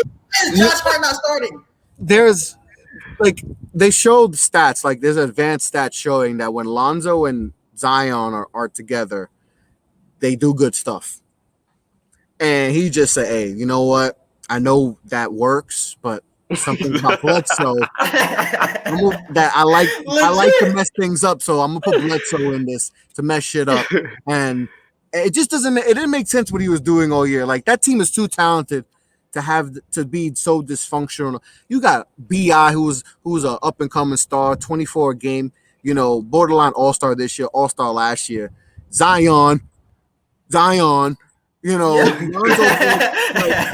bro. You got how do you not figure out? Hey, Lonzo's a really good passer, They low key should have been on the level of the Grizzlies. They should have been on that level. Exactly. Yes. You got Lonzo on the break. Like to me, this is what I envisioned, and this is why I was high on them because I'm like Lonzo on the break. He's looking at BI. He's looking at Zion. It's like barbecue chicken. He's just gonna throw it. He's just gonna not even look. He's gonna throw it. And to me, I know it sounds easier than that, but it's like it should be that easy. It's like you get them boys in transition. You got Jackson Hayes too, who's good in transition. You get them in space, like it just. I don't know. And they had one of the slowest paces, and you have transitions. It didn't make sense. You would think they were the Knicks. Like I understand why the Knicks were slow because they don't have a fast team or a point guard like that. But for the New Orleans to be, so low in pace of play and all that, it doesn't make sense. It doesn't make, and that's why he's up out of there. It doesn't make sense. They could have kept Gentry if this was going to happen. Gentry, yeah, and I was cool with them getting rid of Gentry because I felt like Gentry was just going with the motions and all that. Like, but it's like you don't go to Gentry to go to Stan Van Gundy. Like that just doesn't make sense. And like, and you know what? We know what's gonna hurt them is like now with these young stars, you gotta like figure stuff out early. Like Atlanta, they were like, hey. After 1 year, they're like, okay, we're gonna get us a roster, and then boom, look at their roster now. Like they're a few wins away from getting to our conference finals.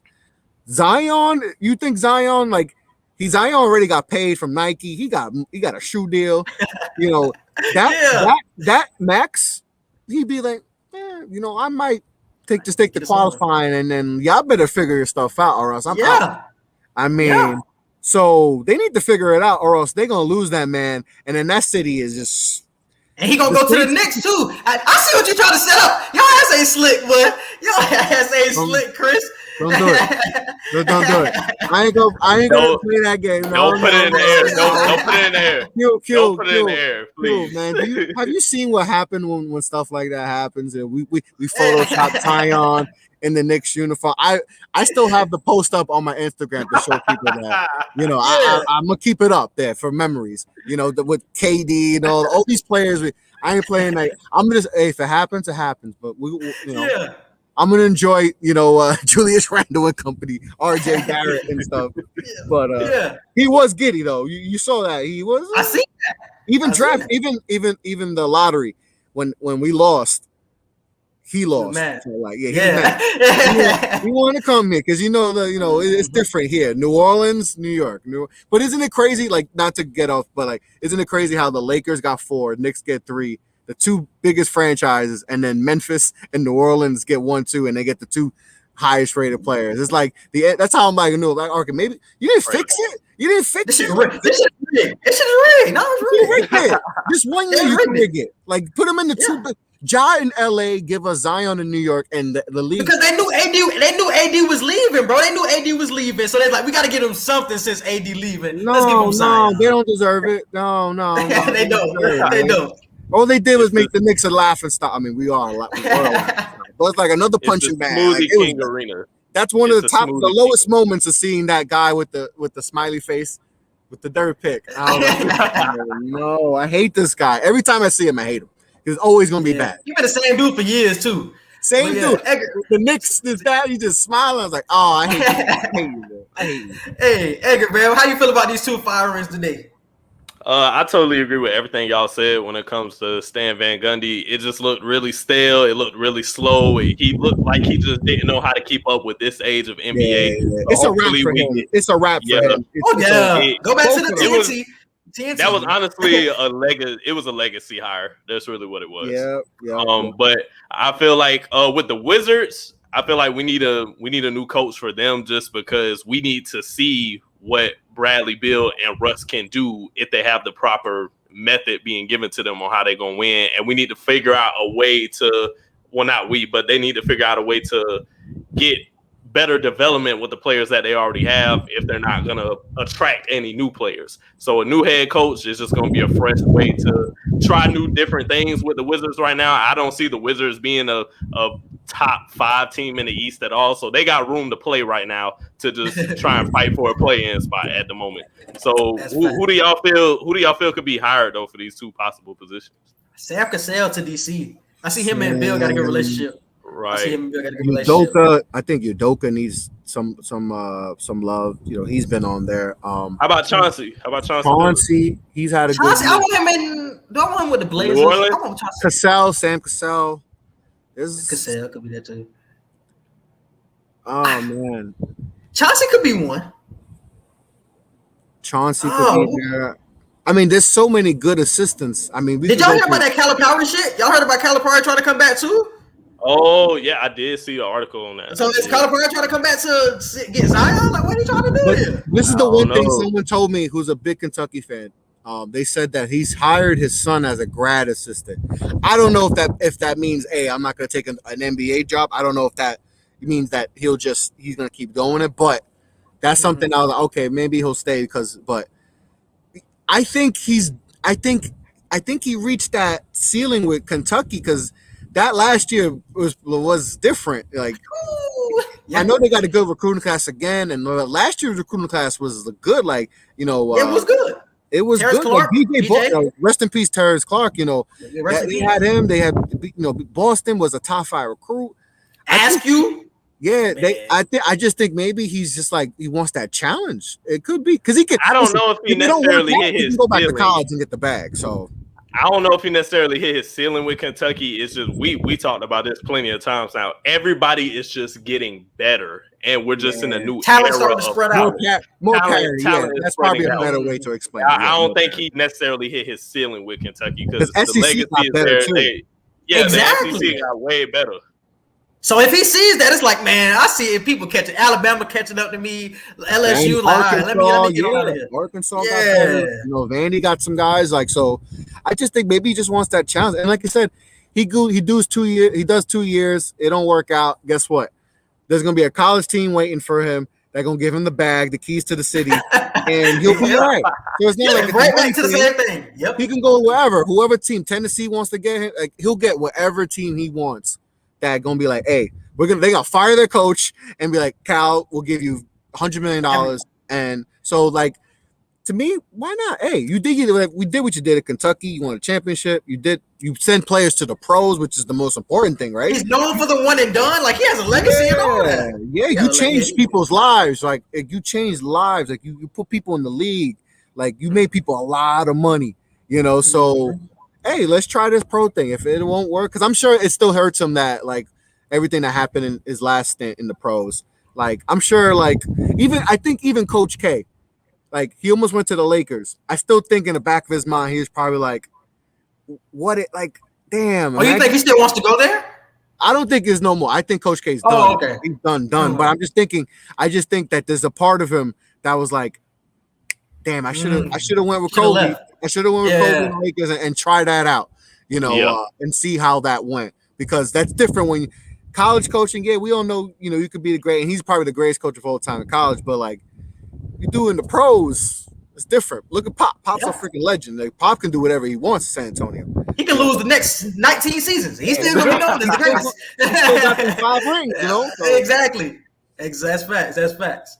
All right, let's move on to 2 Wild Wednesday. Let's get through this. My boy got to leave in a minute. All right, 2 Wild Wednesday, first poll. The NBA will shorten the regular season to 50 games to preserve player health. Too wild or not too wild? 50 games. Nah, 2 wild, 50 games. I think they want to shorten it sometime soon, though. But I don't think 50. I said not too wild. Too wild is one in the polls, 71%. But I said not too wild just off of the fact that they've already shortened it to 72 games. And we've talked about it before, how we think they'll shorten it again. So I feel like 50, you can still spread it out to where it could still start like maybe November, December, and then push but it's it. 72 just for this season, though. It's going to be back to 82 next year. I think it's going to be back. That's what I'm saying, though. But with all the injuries that we're seeing, like from the shortened season and everything, I don't know. They just care about money, bro. They care about the money, bro. I don't see it because they're too greedy. They're too greedy. If they wanted to do 162, they would. They just want to make as much money as possible. They'll do like baseball and do 162. They just want their money. They got to make up so much money that they trying to play less now. Not with COVID and all that. I don't. They're gonna go back to 82 and all that. Like we seen, they might add more games. Football is about to add 2 games. I was just about to say that. Yep. It's like teams they want to make up money, so they might add an expansion team and all that. So like they're gonna do figure ways to get money. So. I was thinking of what Quincy was saying a couple weeks ago of how many of us actually, of your favorite NBA team, do you actually sit and watch 72 to 82 of their games? Do you even watch 60 of their games? Probably. So if you decrease, basketball, yeah. but that's what I'm saying. Like you're like above the average basketball fan, and you just do watch 60 of the games. So it's like, why not make it 50? That way you know each game is gonna get views More because intrigue, it's more intrigue and as a fan that makes sense. As a fan, each game is more important. Business, you know they ain't gonna do that. Yeah, I agree with the intrigue point though, bro. I agree with the intrigue point, but they ain't gonna do it. Next one. KD's playoff performance last night was top 3 all time. Too wild or not too wild? So many playoff performances, bro. Oh, so many playoff performances. Oh, that's something you gotta like dive into. But it is. Damn. I said not too wild, and not too wild is winning the poll 65%. That's because I know Bron shit up there. Bron's triple double. Bron got a few. Bron 51 and 8. Bron probably up there a lot. Yeah, Bron up there a few. Even back in the day when he was playing against Detroit 07, where he dropped Pistons 25 in a row. 25 in a row. Like, you know what? Hey, Bron might have all the top 3. Bron might have all the top 3. Hey, Bron might have all. You got Jordan up there too. Yeah, I was say Jordan up there, Kobe up. Yeah. Oh, we gonna go. Nah. Damn, that's hard. That's hard. But it's not too hard. I got a top 3. I have a top 3 because I want to hear it. He really broke the mold with joining Elite coming. There's only been 3 other. What's the other 3? Oh, top 3: KD, Bron with the Celtics series, and what's my third? It was Jordan. Yeah. Was that? That was the finals. Oh, I think I got shit. Flu game. Flu game might be 3, bro. Oh, the Jordan hangover game. I'm about to say, yeah. I'll put that Jordan game. It was gonna be a different Jordan game, but I'll put the Flu game up there. Yeah. I'll put that. They're my top 3. That's hard. Jordan and LeBron alone have like top. Yeah, that's what I'm saying, bro. It was a crazy ass game, though. Yeah. It was a crazy ass game, but I'm gonna say too wild. That's a lot of. It was only 3 players to do what KD did last night before he did it. But you got to think about the context too, and we're gonna get into it. We're gonna compare the two, but we got to get into the context of it. True. Next one. Who is the biggest snub of this year's All NBA team list? Donovan Mitchell, Jason Tatum, Devin Booker, or other? Jason Tatum. I said Donovan Mitchell. Booker or Mitchell? Wow. I would say Mitchell. Because that's a good one. That's a good because it's like he had the stats and the winnings. So it's like damn. Devin Booker winning the poll though 40%. Booker winning the poll makes sense. Makes sense. I ain't tripping over that because he definitely deserved to be on there. So do they have to make 4 teams, bro? Hey, it's gonna be like this every year. It's gonna be like this every year where somebody gonna have to get left out. It's hard to pick 15 guys. Yeah. I'm okay with that. Like somebody gonna have to get left out. Yeah, like, it can't be no participation shit. Like, exactly. Somebody's feelings will have to get hurt. But we just have to change the system. That's all it is. Facts. This season we already talked about this, but this season we'll have an asterisk. Too wild, not too wild. Not too wild. I agree with Bron. Too wild. Too wild is winning 68%. What GOAT duo will be the cover of Madden 22? Brady and Gronk, Brady and Mahomes, or other? I seen that commercial. It's Brady and Mahomes. It was a goat. I was about to say it was a goat, and it was like a baby goat. So I'm like, it gotta be Brady Mahomes. But wasn't Mahomes just on it? He was just on last year's, right? Wasn't he just on it? They don't give a fuck. They'll put you on there 2 years in a row. They're trying to sell copies, man. They're trying to sell like they got 3, all these editions now. Brady was just on like what 3, 4 years ago? Like 18. Yeah. They don't care. Damn. Slapping everybody on that bitch. I guess the GOAT did look a little small, and they do call Mahomes baby GOAT. So I'm gonna think it's Mahomes and Brady. It makes sense. Yeah, Brady and Mahomes winning at 55%. Yeah, I can see that. That makes sense. What should matter more for all NBA? We just had this conversation: individual stats or impact of winning. I think impact of winning, bro. I do as well. Impact means impact is winning 64%. The NBA should stop sending players to the Olympics so they can rest. Too wild or not too wild? Not too wild, bro. And I really feel that way this season with the shortened time period, bro. I don't think a lot of these players should be going out there, bro. until Especially they when you see all these players. until they lose and get a bronze, and then they're like, all right, NBA players back. You know, But it depends who do you send out there. If you send some high level college players out there, is that enough? High level college players and mid tier NBA. Or if you can bring pros from the US. You're going over against there. grown men. No, you are You're though. playing against Spain. You got grown men. You know, They also have 16, Argentina. 17-year-olds on their team. Yeah. But I'm talking about NBA in general, so that means the Lucas wouldn't be playing in the Olympics either. Yeah. Oh yeah, because he choosing to play for. He's playing this year. Yeah, he's playing. Like Jokic, all them be playing. Hey, the So that would Serbian take all of team. them out. Yo, the Serbians got some, you know, They got some players, and, yeah. and the Bogdanovic crew, like Yeah. the level of talent, like USA can't go in just thinking, hey, we USA and we just gonna run over. No, Oh no, that's gonna be a game this year. Worldwide talent is Canada. Canada. They got Wait, Oh, bro, I they know, got bro. a lot, bro. Shea Gilgeous ain't he playing? Shea Gilgeous, all them boys. They got squad Canada. I say too wild just because I agree. You can't, if you're the USA, you can't just stop sending your best players because the notion of we're the best basketball league in the world is gonna go away. So what happened in 2004? But I'm talking about the NBA. I'm talking about the NBA. I didn't say just the US. I'm talking about NBA. Did I put US on there or did I put NBA? Oh, so you're saying you don't want you put NBA. players. You put NBA. That's what I mean. I meant NBA. Like I'm talking about Jokic and Bogdanovic wouldn't be playing either. Like Luka wouldn't be playing either.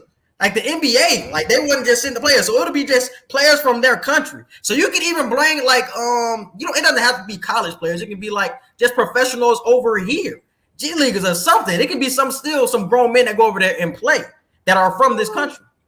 I still say too wild. I'm just thinking it from a rest standpoint. Like you keep these players. Yeah, keep it's playing. making sense.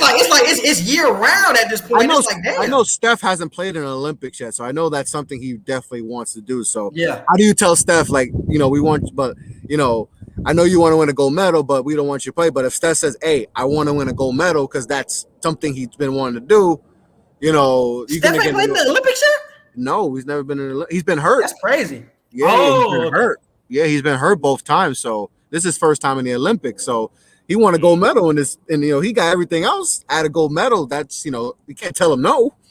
You know, I know the Warriors are probably like, no, like we don't want you there, but you can't tell your franchise player that you can't go to the Olympics. So it's tough because I know a lot of teams are probably like, no, like we don't want you there. Like so what happened to Paul George, like.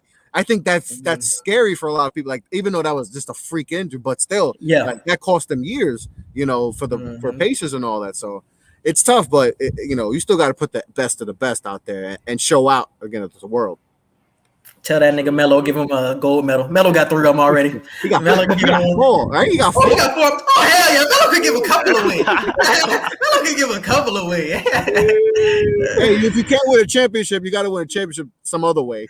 Exactly, yeah. Shout out to Melo. Yeah. Next one, the NBA will have at least 10 black head coaches by next season. There are only 5 currently. Too wild or not? What's the fun fact?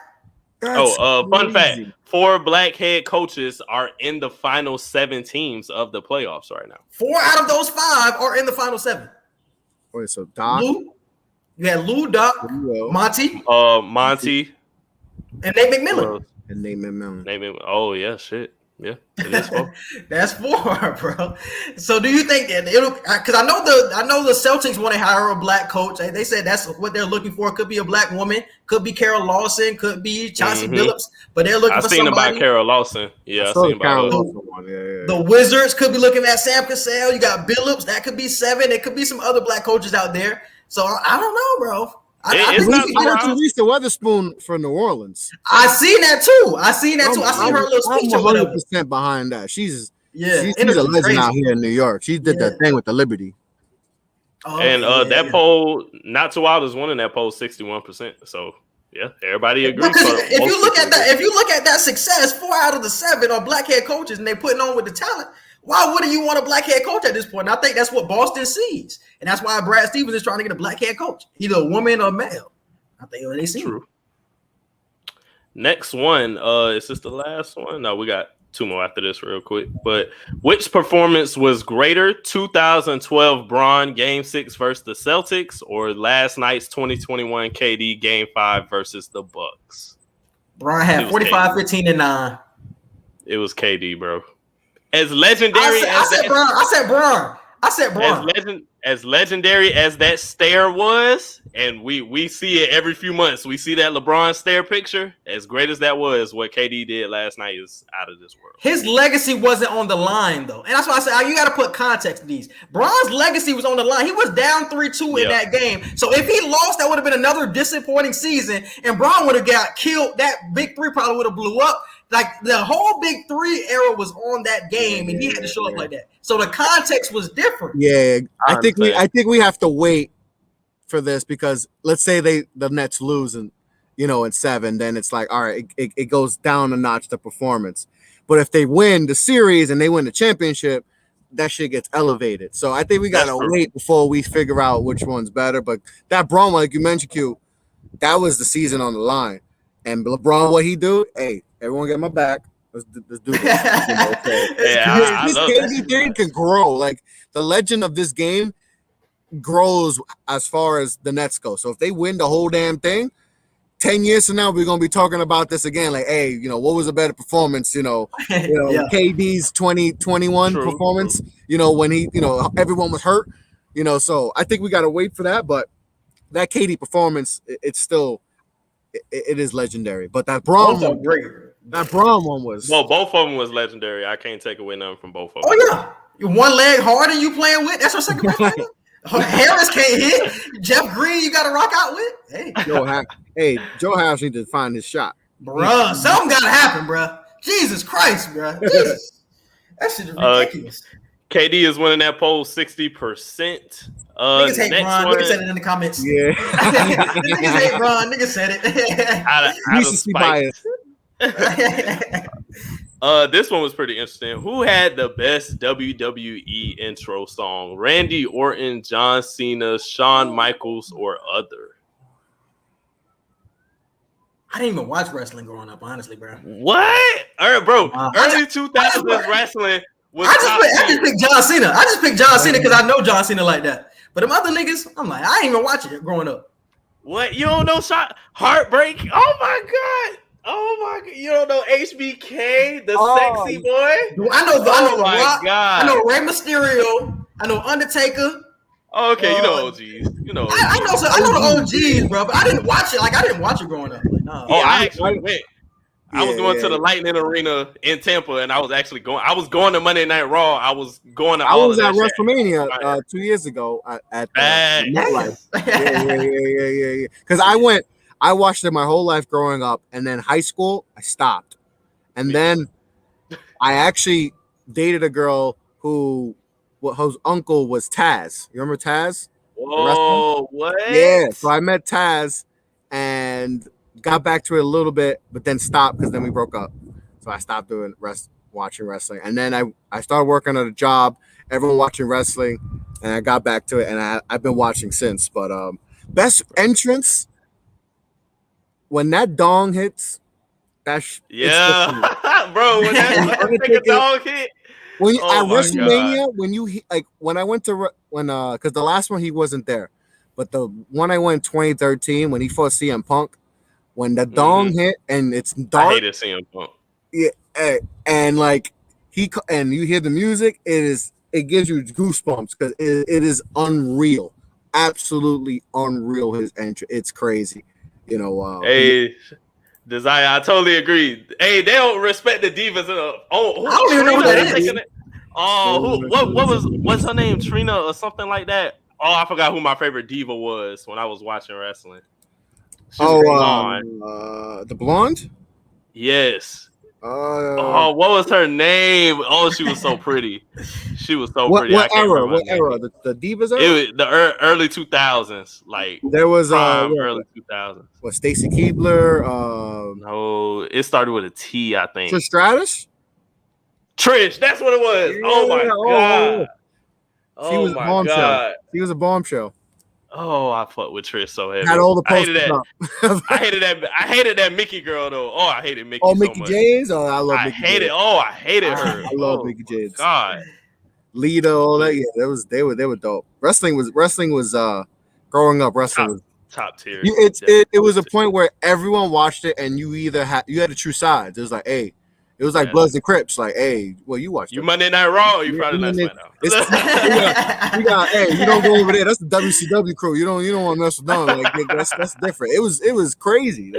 Like you had to pick one. Like, because obviously we didn't have DVR. Like, so you had to pick. Hey, man, am I gonna watch WCW today? But then they're like, hey, they start you off because they would start 5 minutes before Raw, so they would give you something off the jump. So like, oh man, I might stay to watch this. But then you got The Rock and Austin going at it. Like, so it's like Goldberg and the NWO. It was wild. I loved wrestling growing up. Fact. Yeah. John Cena winning the poll 42% though. And the last poll. Oh, that's youngins, man. That's them youngins, man. John Cena was top tier. No, I love John Cena. But what is his interest? What is his interest? Who's doing this? Oh, this is that's the interest. That's the interest. John bro, Cena, you know his intro, bro. You know his shit. Trinity, that was her name. Trinity. Oh, Fatu. That was her Oh, name. that's, Oh my God, That's Trinity. she's married to one of the Usos, Jimmy Uso. Ah. Yeah. She's one of the married Usos. Last poll. What's more likely to happen tonight? Trae Young drops 40 or Embiid gets a triple-double? Aren't they playing right now? I think they're playing right now, or their game almost over. They game almost over. Neither. What happened? Neither. Wow. I just look at that stat line. Neither. Yeah. Not even close. That was the closest poll tonight. That was 50-50. And I definitely picked Trae to hit 40, but I guess that's not happening. MBD is a couple assists to yeah. Neither happened. Yeah. All right, Chris, man, that's it, man. Talk to sports. You got to go. Man, I appreciate you. This was fun.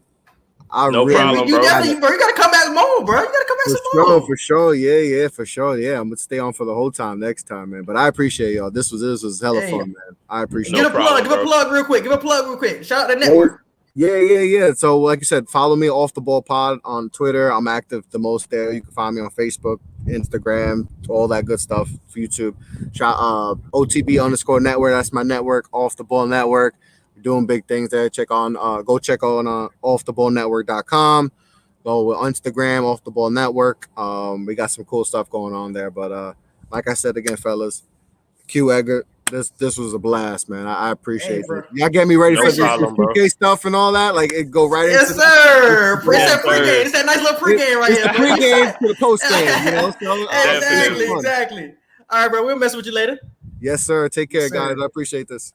All right, bro. No problem. All right, bro. Y'all definitely check out Chris, man. Go follow him on Twitter and definitely check out the website. I think it's otbnetwork.com. Definitely check everything that they got going on at OTB. Big things coming for them. Let's move forward with entertainment and current events.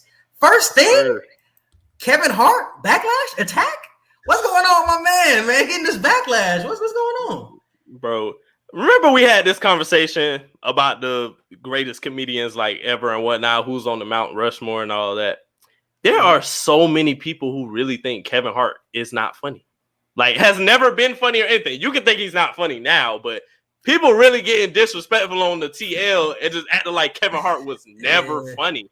Like, I thought that shit was crazy. And the whole reason this came about was because he had an interview a few days ago where he was talking about cancel culture. And he was basically saying how people have tried to cancel him several times. And it's just like, hey, I'm making this amount of money. I'm the highest grossing comedian when it comes to this. Like, I sell out shows every time I do this, blah, blah, blah. And he was listing all his accolades, and he was just talking about how cancel culture is just sickening, and it just makes you as an entertainer completely change the way you do shit. So when he came out with that and everything, everybody on Twitter and social media, period, was just saying how Kevin Hart's never been funny. Like, I don't see how he still makes money nowadays. Like, Kevin Hart ain't never been funny. I tried to tell y'all, like, niggas was going in on Kev, bro. And I'm like, whoa, y'all finna act like this man ain't have the whole comedy world in the palm of his hands at one point.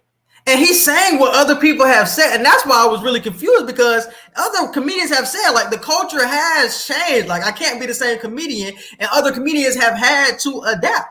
Like Kevin Hart never said that he hasn't adapted to his environment. He knows the culture now and knows that he can't say those old things. He's just saying it's a new culture, and niggas is jumping on his head. I'm like, damn. Niggas brought up that one Cat Williams quote. Cat Williams had ended up saying if you can't adapt to the culture and adapt to what's going on, like you really aren't a stand-up comedian, you really aren't funny. And that's why people started jumping on his head, because it's like, oh, you ain't funny because you ain't adapted to the culture. You're not the same person you used to be back in the day when the culture was different. The culture is different now and you're not as funny. So now that's why people are really jumping on his head, because you ain't the same nigga from the other culture. And it's like I told you before, certain comedians, like most comedians, once you reach a certain amount of money, you're not the same level of funny anymore because you're not relating to most people. The jokes Kevin Hart tells now, his rich friends might think he's funny, but he's probably not funny to us anymore because you're doing shit and involved in shit that just we don't see the humor in. Yeah, like when you were able to talk about baby mama shit and broke shit and all that, like, or the common every day-to-day shit, that's what was funny to us. But unless you're like a Dave Chappelle or something like that, to where you don't give a fuck about talking about politics and making comedy out of that, you're not going to be the same amount of funny. Dave Chappelle and Cat Williams, they can still be funny to this day because they give no absolute fuck at all. And they talk about politics. They just ride on politics the whole time. They will talk about anything and everything. Kevin Hart has never really talked about politics at all. If you watch, he talks about his family the whole time. He talks about his family, his personal life, and his business life. That's it. Kevin Hart has never talked about anything like touchy subjects like that. So I think it's just the fact that that's never been his comedy realm. And now that he's really not able to connect with us, that's definitely not his comedy realm now. So I just don't like the fact that people are saying he's just never been funny. Like Laughing My Pain wasn't funny. Like Seriously Funny wasn't fucking hilarious. I was just about to say that. Because he had responded to his backlash on Twitter. He had made some tweets. He said that he's not funny slander is the best. This is for you. I have 3 stand-up comedy specials that fall in the top 10 highest grossing comedy specials of all time. 2 of my specials are in the top 3 of all time. I have been the highest grossing comedian in entertainment for years now. I've also been the highest grossing comedian in the box office with over $4 billion in earnings. I also have turned my comedic talent into a place of business and branding and radio and other revenue streams. That hate slander fuels me to do more. You guys are what makes me this business fun, because it's not about getting to the top. It's about doing your best to stay on top after you get there. So that was his response to the backlash. I get it. He really didn't respond to the he's not funny shit. He was just like, yeah, nigga, I got money now. Like, yeah, what I did do back in the day that was really funny, like they up in the top 3. But like we talking about recently. Like recently, you aren't as funny. And I think Derek had ended up saying it. Like he puts more work into the production of his events and his shows more so than his jokes. Because his jokes is just really off the ass shit. Like, yeah, I'm rich, I'm my family, I'm still getting on my family. Because I remember people was riding on him because he told a joke about his daughter. And niggas had like try to cancel him for that and shit. So I'm like, when he been making jokes about his kids the whole time. Like he been making jokes. If you know Kevin Hart, he's always talked shit about his kids. So why now is it cancel culture? Like I said, cancel fucking culture. So it's not real. And I think that's something he has said too. Like, it's not real. Like, if you were to get canceled in a culture, you will really be canceled. A lot of the people y'all be canceling, or y'all quote unquote be canceling, are not canceled. Like, we still see them niggas. Like, they're still available to you. Cat Williams said that too. He was like, cancel culture not real. Like, that shit don't exist. Y'all say y'all cancel somebody, but y'all still reporting on them. Y'all still watching their every move, and y'all still gonna watch whatever the fuck they do. So. And I figured out when y'all niggas never stop eating racist ass Chick-fil-A, that's how I knew y'all niggas wasn't real about the cancel culture. If y'all niggas ain't gonna stop eating racist ass Chick-fil-A, y'all niggas ain't gonna stop listening to these niggas. Y'all ain't gonna stop listening to R. Kelly. Y'all ain't gonna stop doing all this shit. Y'all ain't gonna cancel all these people because y'all still fucking with Chick-fil-A. So I know y'all ain't for real. So I ain't even trying to talk about that shit. I don't even want to dig into it. All right, but let's move on to the double XL freshman class, man. What we got for this year? Double XL freshman class is Coi Leray, Pooh Shiesty, Murray, Ian Dior, Lakia, DDG, 42 Doug, Ruby Rose, Blast, Tusi, and Flo Millie. I know a lot of those names. I wasn't expecting to know all of those names. I know a lot of those names. Me neither. I thought it was going to be a lot of people I ain't know. Lakia definitely need to be on that. She hard. Pooh Shiesty, definitely. 42 Dub, definitely. Flo Millie, definitely. Tootsie, definitely. I fuck with Ruby Rose a little bit. I ain't mad at that. Coi Leray, she the wave right now. So she got a couple. I'm about to say she got some songs. She's the wave right now. I feel like they really put Coi Leray in last minute because Coi Leray ain't get hot until like just a couple months ago. So this when is like did this list come out? Like this just came out today. Like this came out today. So yeah. What you mean they just put it in then? I feel like she was kind of like a last minute put in because Coi Leray name just started getting out there like 3 months ago now, like 3 maybe 4 months ago, and they take a whole year really to find the best new artists after. Like since they dropped this list just now for 2021, starting probably next month, they're gonna be looking for the next artist for 2022. So I think Coi Leray been around longer than that, didn't it? What that one song she got with Lil Durk? No Parties. That shit just like really started hitting people. That's been out for a minute, no? Because then she got another one, Trackstar, no? Is she not on Trackstar? She in the video, but she ain't on the song. Oh, she in the video. I don't know what other song she got there. But no Parties, like, even if it has been out for a minute, that shit ain't been hot. No more than like 4 months now at the most. I feel like she better been on there. I know her name. No, she's around. I ain't mad that she on there. Yeah. And she been Zeno daughter. I think she been Zeno daughter from Love and Hip Hop. I think she is because I think her and her daddy got beef. I read that somewhere. Like she was Benzino daughter. I was like, what? Mm-hmm. Like, I did not know Benzino got kid. Like that nigga look like a leg cramp or something. I think she said something about her daddy in No Parties. She was talking shit. Yeah, she don't like that nigga. Like that's what I'm saying. Like them niggas definitely got beef to this day, bro. Yeah, she is. And the only person I really knew on that list, or didn't know, the only person I didn't know on that list was Indiori. I didn't know who that was. I ain't know who that was. Yeah, I don't know who that is. But other than that, Ruby Rose, I know who that is. Pooh Shiesty. Yeah, I follow Ruby Rose. Yeah. Pooh Shiesty. Who else you said? 42 Dub. DDG, bro. It's funny because I knew DDG for a minute because I knew him from YouTube. I remember this nigga was in college making vlogs and shit like in 14, like, and now this nigga like one of the biggest YouTubers. Like this nigga a rapper now, like him and Lil TJ. I'm like, bro, I remember when these niggas was small and I was watching that video. Now these niggas done big up for real, making on double XL covers. Like that shit is crazy when I think about it. I'm really impressed. I'm really impressed with this list. I ain't been impressed with a double XL list since like 2016. Like that was like the last one I was really impressed with. There have been good people on lists since 2016, but as far as like a solid list for real, this is like the first list since 2016 that I'm looking at. I'm proud of this list, honestly. I can't remember past lists because they kind of fly by, but yeah. 2016, I was on Uzi, Kodak, all them boys on there. So yeah, I don't really remember anybody. Rod was last year. I remember Rod was last year. Yeah, but it was only like him and Meg. Outside of that, I wasn't really too crazy about the list, honestly. Makes sense. All right, man, let's move on. Is this the end of sports video games? So we have Madden coming out. We talked about it earlier today that they're coming out with their GOAT cover. They came out with a commercial with GOAT and a baby GOAT. I looked at the commercial yesterday and I was just like, are niggas still excited for this shit? Like, it's going to come out with the same video. They're going to come out with the same gameplay, just updated rosters. And then I thought about Madden and 2K. It's been the same shit for years. They're just going to give us a new game system now, but it's the same game. Like, are we reaching a point where niggas are going to get tired of seeing the same shit? Because I'm seeing in the comments of these videos, like, it's going to be the same shit. Like, I ain't going to buy this shit if it's the same thing as last year. It's a lot of people saying, I'm like, is it really going to get to a point where, like, the end is near for these video games? Y'all don't improve on something soon or give us something new. It's just, I think what they did with Madden 21, shout out to Desire and all them, because they bought me Madden 21 for my birthday. The thing I loved about Madden 21 is they put the yard on there, which is somewhat similar to, what 2K got with, what's that shit called? The park?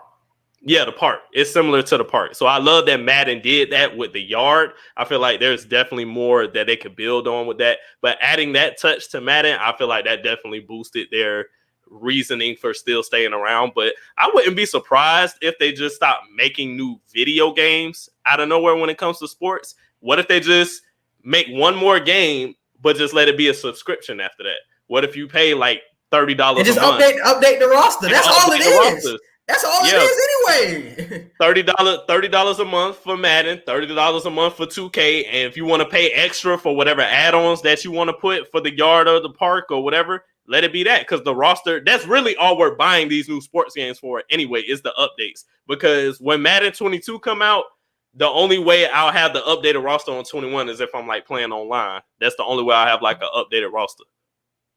Yeah, bro. This shit gotta change. If y'all not gonna give us anything new, what's the point? I like that idea. I ain't even think about that. I like the subscription idea because I feel like you can save money as well, and you could get more people involved if I can just like update the game. $30 on some quick shit, $40. I update it, then we good. But I gotta buy the new game. It's $60, and it's the same thing as before. That's why I don't play. That's why I gave away my system. I don't even have an Xbox One anymore because the sports games just became too repetitive. I'm seeing the same shit every time. And if EA don't come out anytime soon, like I don't see myself buying another PS5 or nothing like that. Like that's the only thing I'm looking forward to when it comes to sports video games. Everything else is like it's tired at this point, bro. You're giving us nothing new. So when EA come out, that's when I'll get another one. But this shit tired, bro. That's why I told you. You got to get outside the sports games, bro. You got to play fighting games. You got to play Call of Duty and shit like that. Nah, you trying to branch me out. Nah, I ain't trying to branch out. Man, I'm cool with the sports, bro. I'm cool with the sport. And that's how I've always been. It's because how I started off, bro. I started off like as a Pokemon nigga playing Pokemon and Yu-Gi-Oh! On that bitch. And then after that, it was straight like sports, bro. It was straight Madden, 2K. Like I was never into the shooting games. Like I played those. Like I go to my cousin's house playing Halo and playing all that. But it's just something I never could like play all night. Like a lot of these niggas be playing Warzone, be playing Apex. Like that. It never attracted me. Like basketball is something I always fuck with. Football is something I always fuck with. But these other games like GTA, Halo, Call of Duty just never drew me in like that, bro. So I was just like, I'm cool. Y'all can have it, and I'm gonna stick with the sports. But it's like now we got to the point where sports aren't being updated. For a long time, sports used to be updated. Like the gameplay used to get updated and shit that. Definitely. So used to feel like shit was new. You used to have live, used to have 2K, used to have choices. Now we don't got choices no more. It's like all of this shit just getting too repetitive. Hey, Caleb, definitely the same as you because Caleb only plays sports games. I tried to tell that nigga, bro, you gotta play other shit, bro. Nah, bro, that's the only way we get. So much shit. It's so much shit y'all could play, bro. Like y'all could play. Y'all ain't in the anime, but playing Jump Force, that shit might get you in the anime for real. Like if you can see what these niggas can actually do, you might be like, oh shit, I might watch the show because these niggas can fight. I didn't know they had powers like this for real. I don't know.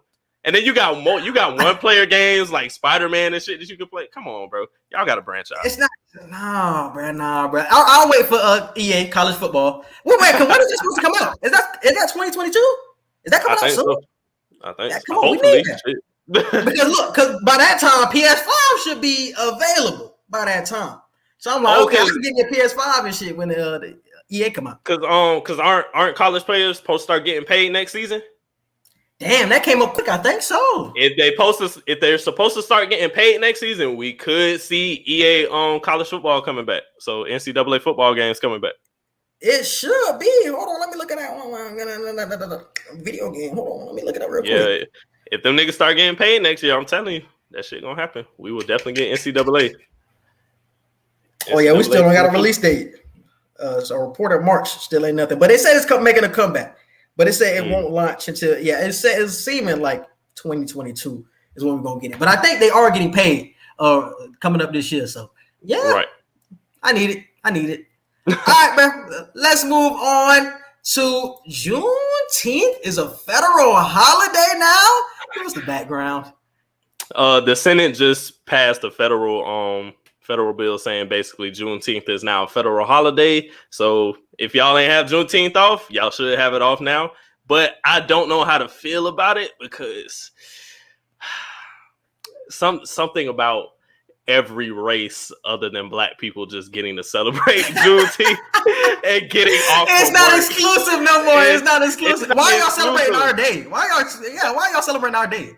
Y'all y'all didn't want us in this situation anyway. So don't. Y'all was the reason we was in that position. Y'all niggas should have get a damn. Like I'm grateful. I'm grateful because okay, black people, that's a federal holiday. We get to be off work too, but it's like y'all shouldn't be off work. It should just be us. Like it should be exclusive. It should be exclusive for sure, my nigga. For sure. Now we're gonna get multicultural Juneteenth parties. I don't know how I'm gonna feel it. I have a lot of mixed emotions on it right now. I'm glad the Senate did it because we deserve a federal holiday just like everybody else. But then the back end of it is everybody else is gonna celebrate the shit. So, but the thing is that they are still restricting teachers from teaching it and from talking about it. They're still whitewashing Juneteenth, but you're making it a federal holiday, and it doesn't make sense if you're going to whitewash the whole meaning of Juneteenth. So these kids are going to get the day off, and it's like, what the hell we got a day off for? Juneteenth? What the hell is that? And Biden not slick. I feel like the only reason they did this is because we made all that noise about how they made that Stop Asian Crime hate bill. Biden was that nigga know better than that, bro. Harden know better. Not Harden, but Biden know better than that. Oh, thank you, Desire. Thank you. Oh my God. Thank you. She said that shit.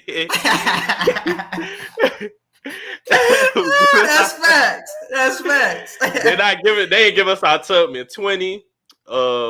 Shit, they ain't give us our anti-black hate crime bill. They don't want to pass bills. Bro, yeah, they don't want to pass bills. Biden was like, give him Juneteenth and see what that do. They trying to throw us on coins and shit.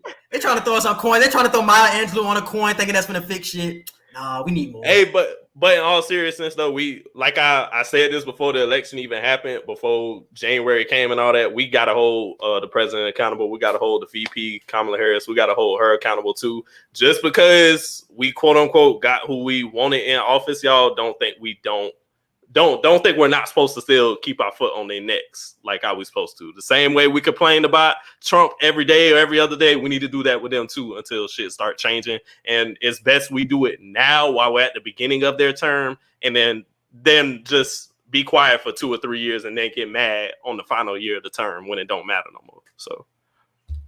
Yeah, man. I still don't know how I feel about it actually becoming a federal holiday though. Like, that's what I said. I don't know how to feel about it. I'm happy, but it's like, no. It's funny because some people like actually took off for Juneteenth like in the past, and it's just like, right. Now y'all niggas want to make it a holiday. It's like, man, I want my money back for all the time I took off for Juneteenth trying to celebrate my heritage. Because you know, for certain like Ramadan and for like Passover, like people get excused absences for work because of that and get paid regardless. But like black people for Juneteenth, they actually had to take off no pay for a holiday like Juneteenth. So it's funny how like the religious holidays ended up always getting like, you can still get paid, like you can still like get excused. But when it came to Juneteenth, like people didn't even acknowledge Juneteenth until a few years ago. Like I feel like when Blackish had ended up doing that one cartoon, they did explain it. That's when Juneteenth actually became like, oh, that's what Juneteenth is.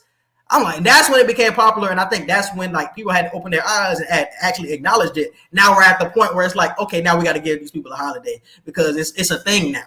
It's like, man. And when it comes to like them not teaching in the school or not being allowed to teach in the school, I should say, I've been saying this for a long time. I feel like Black history is history, period. So I feel our history needs to be prevalent in all of these schools. It needs to be a mandatory class that you should take, you know. And to all of the Black students that just choose to not take Black history class as an elective, take it. Like, because when we was at Lakewood, I took Black history with Mr. Glover. It was a lot of kids in there that they was just in the class to pass because they thought it was going to be easy. We got Mr. Glover as a teacher. It's Black history. We know the 3 or 4 Black people we supposed to know, and then that's it. Like, no, if y'all elect to take the class, actually take the shit serious, but it shouldn't even be an elective. It should be like a mandatory class you need to graduate. I don't even know if that could be a thing because they will still find a way to whitewash it, and they still won't put the emphasis that they need to on Black history because they will tell you people that you already know. Niggas gonna tell you the George Washington Carver. They're gonna tell you about the Martin Luther King, the Malcolm X. They're not gonna really dive deep into like the Sojourner Truths and all of the people that really started some shit. And remember, we had made this shit for Black History Month. We had the 28 Days of Black History. Like, we need to learn about the people that really made a difference that aren't on the pedestal like those Malcolm X's and those Martin Luther Kings. Like, we need more on the Betsy, the pilot. I'm blanking on her last name. Bessie. Damn. I know what you're talking about. Bessie the pilot, though. She ended up getting killed in the airplane accident, but she was somebody who started the first black person to get licensed. Like, we need more of that to get taught than just keep throwing out our face the basics. And shout out to shows like Blackish. Shout out to Lovecraft Country. Like, all shows like that entertain us but give us history at the same time. And we said last week about how Michelle and Barack Obama, they're going to give us an Bessie Coleman, that's her name. Bessie Coleman, the pilot. Bessie Coleman. I'm blanked on her last name. I didn't want to say Betsy Johnson because I'm like, Betsy Johnson is a brand. I don't know why the fuck I was saying Betsy Johnson. But yeah, shout out to Michelle and Barack Obama. They coming out with the show, like we said last week, on Netflix. I think next month, teaching kids about the government. I hope they try their best to explain Black history in the process of doing that, because Black history plays a huge part in the voting system and plays a huge part in everything that we do with government, period. So I hope they show justice to the Black community, like how Blackish and Lovecraft Country and all these other shows that are coming out about us do. All right, man, let's move on. I think the verses for this week is Eve versus Trina, bro. Who you got? It might be going on right now. I think it's going on right now. Who you got?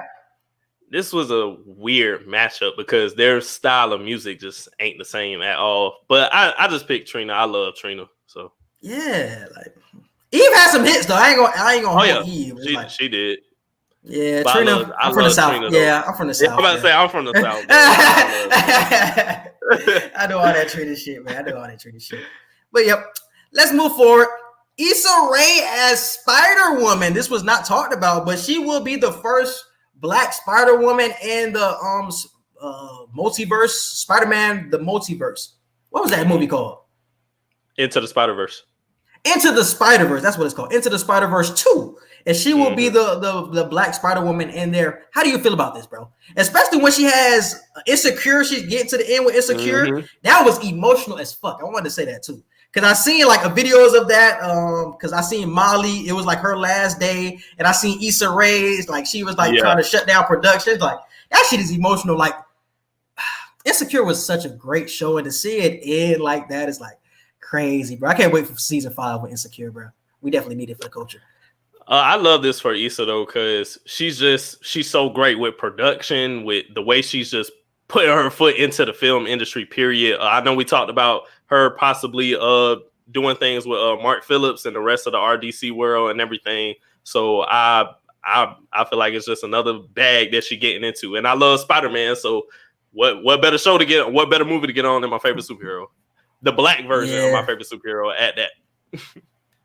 Isn't Spider-Woman usually like white? She's usually white, isn't she? Mm-hmm. Yeah. And so I like we're getting like Black representation, especially when my boy is Black too.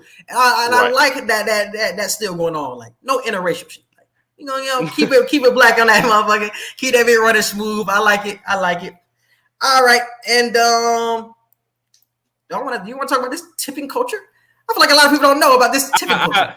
I feel like we should, just because it's very educational.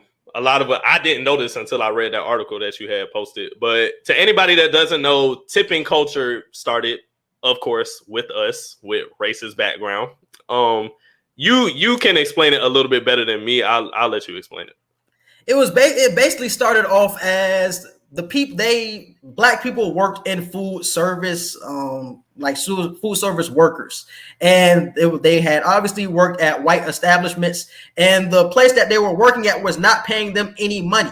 So the only way they were honestly getting paid were by tips. But the workers that were employing these Black people did not want them to get tipped.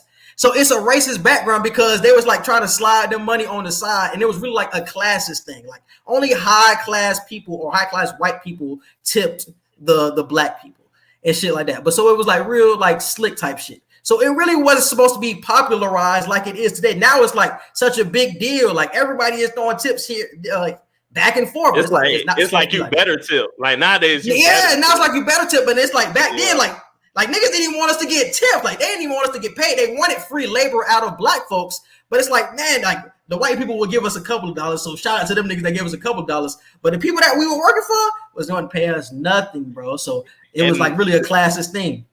the tips that they gave us, we had to keep it under the table. We couldn't go back and tell our bosses that, hey, like white dude over there gave me an extra $3 for getting his coffee to him quick or something like that. They was gonna take that shit because they didn't even really want to pay us to begin with. We were getting paid little to nothing. So getting a tip, yeah, that shit was definitely out the window. And my question is today, why are we still having the same system of having to tip when that is not how it started in the first place? I don't even think it even started in the U.S. in general. It started like in Europe. Like it was like some Europe shit that really transferred over to the West. Like it wasn't even supposed to be our culture. We just accepted it because we seen it going on over there. It's not supposed to be over here. So why are we still making tipping culture such a thing? I agree because they aren't paying enough. But that's what I'm saying. That why they should be paying you more.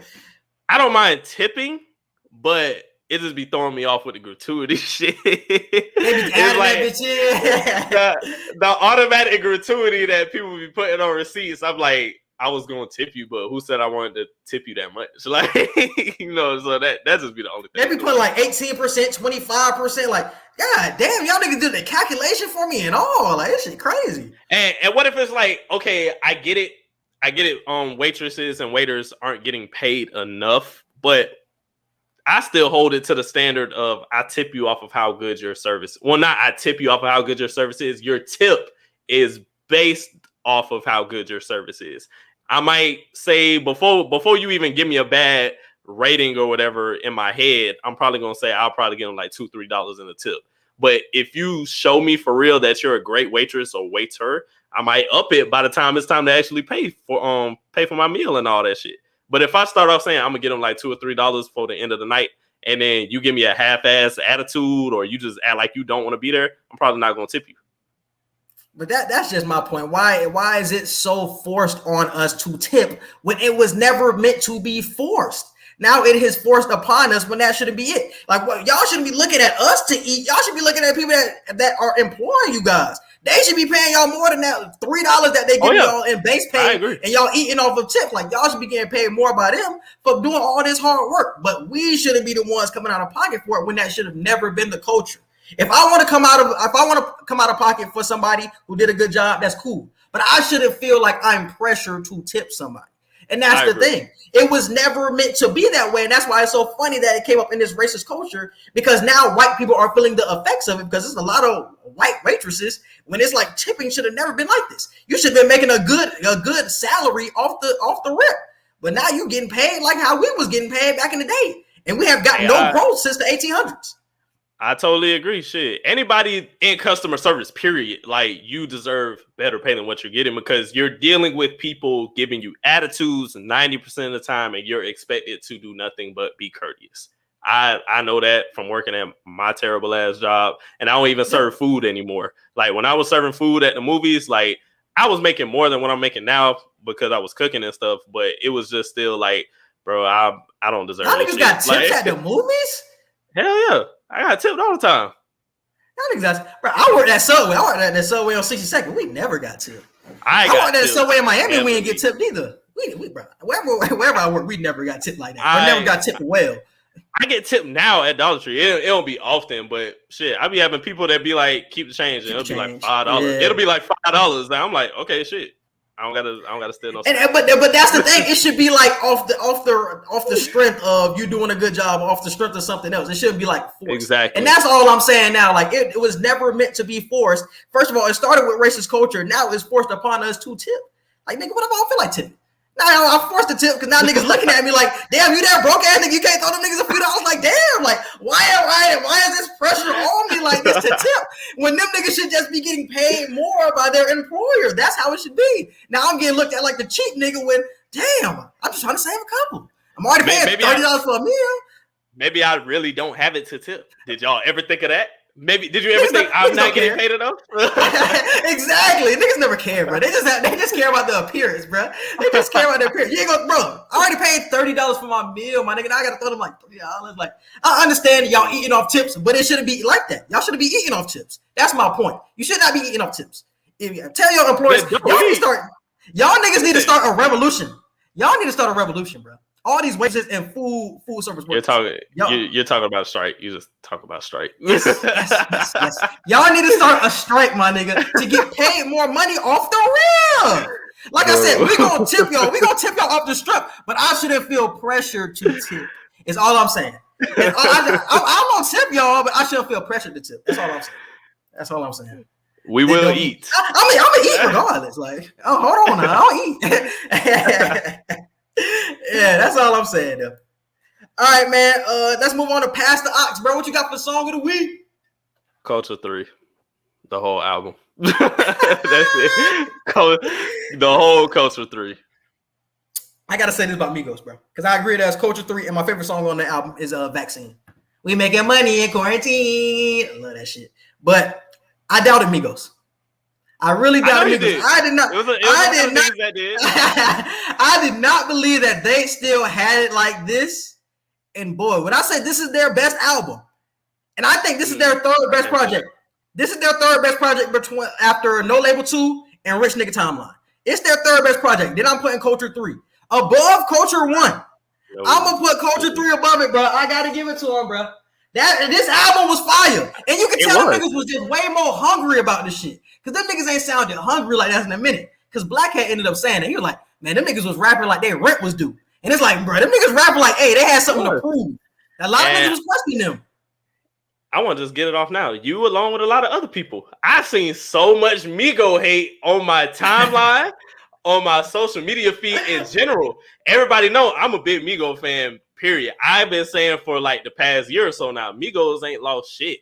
They're just trying new. Culture 2 fucked them up. Culture 2 fucked them up, bro. Culture 2 was not good.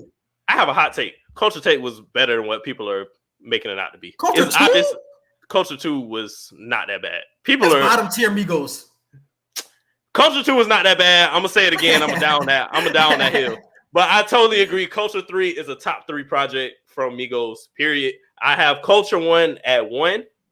I have No Label 2 at 2. You don't have Rich Nigga Timeline in there? Rich Nigga Timeline is 4. I got Culture 3 at 3. What is my favorite? Rich Nigga Timeline is 4, bro. Rich Nigga Timeline is my favorite Migos project, bro. Above No Label 2. Like, Rich Nigga Timeline is my shit, bro. Rich Nigga Timeline is my shit. Cross the country. Wishy-washy. Pop that. It was a lot. It was some hits on there, but that's 4th to me, bro. Culture, No Label 2. Bachelor on that bitch. Come on, bro. They had Bachelor on that bitch. They had Northside. And the end of the album is my favorite part. It had Wishy Washy, All Good. Taker is my favorite Migos song of all time. Taker, What Y'all Do in the Struggle. The end of the album was crazy. They had Struggle was hard. I love that shit, bro. So I would have Rich Nigga Timeline, No Label 2, and then Culture 3 would be right there. Then I would have Culture 1. Niggas just was disrespecting Migos so much, bro. So I was just glad when they dropped last Friday that niggas was like, whoa, like this shit way better than I spent. I'm like, yeah, these niggas never left. I'm glad y'all actually giving them their flowers. I was happy to see that shit. I was happy. Yeah, bro. I look back at their catalog and it's just like 2014 was like really their year because that's when they dropped No Label 2 and Rich Nigga Timeline. It's like them niggas was really on that shit. Like they was always good. Like in between, they eventually they got to Culture 1. But man, 2014 was their year, my nigga. And a lot of people didn't get on them until Culture 1, which I didn't find out. I thought everybody was on Migos and shit. There's a lot of people didn't get on them. I was like, damn, y'all niggas missed out. That was whole high school. High school was honestly, Migos. Outside of the South, niggas was not on Migos like that. I found that out. I did find that out. Niggas is not on Migos like that. And I will say, Polo G, I fought with Polo G heavy. I was very underwhelmed by Hall of Fame. I gotta listen to it again because my first listen, it was just like, bro, Cardi you came out messed up type shit. You came out with that list of features. Niggas thought you was finna damn near have album of the year, and it did not hit how it was supposed to. He spent a bag on all them features, and I'm just like, bro, this shit not hitting how it's supposed to. Oh, you talking about his album? I thought you talking about his feature on the Migos album. Oh no, I'm talking about his album, Hall of Fame. That shit did not hit how it was supposed to. Oh, because this is my first time like really listening to him on the Migos album. I was like, okay, like I really haven't even like looked for him. Listen to the GOAT. Listen to that album, the GOAT. You're gonna be like, ooh, like this young nigga hard. Like that nigga hard for real. But yeah, bro, that was the only other thing, bro. Cardi B, bro. I don't know what it is, me and Cardi B, bro, but when she hop on the track, bro, it just kills my whole entire vibe when she hops on tracks, bro. Especially because the song was riding, and then she hop on, like the whole vibe of the song changes. Like they changed the beat with it, and it's like, man, like the vibe changed. Like I don't know. Like her bars was hard. Her bars was hard, but I get what you're saying though. Yeah, but I love Culture 3 though. Shout out to Migos. And also, let's plug the movie and show reviews, man. We got Loki coming out tomorrow. We just already recorded it. Look out for those every week moving forward. What else we got coming up, bro? We got Black Widow coming out soon. Her verse was not the best. Stop that. It was not the best. The shit was hard, but it was not the best. Takeoff shit. Them niggas was rapping like that Rent was doing. You said Cardi was the best? Hey, Cardi, she slid. I like the song better than he did. She slid on it to me, but I feel like Takeoff verse was the best on type shit. I couldn't even get past the beginning of her shit, man.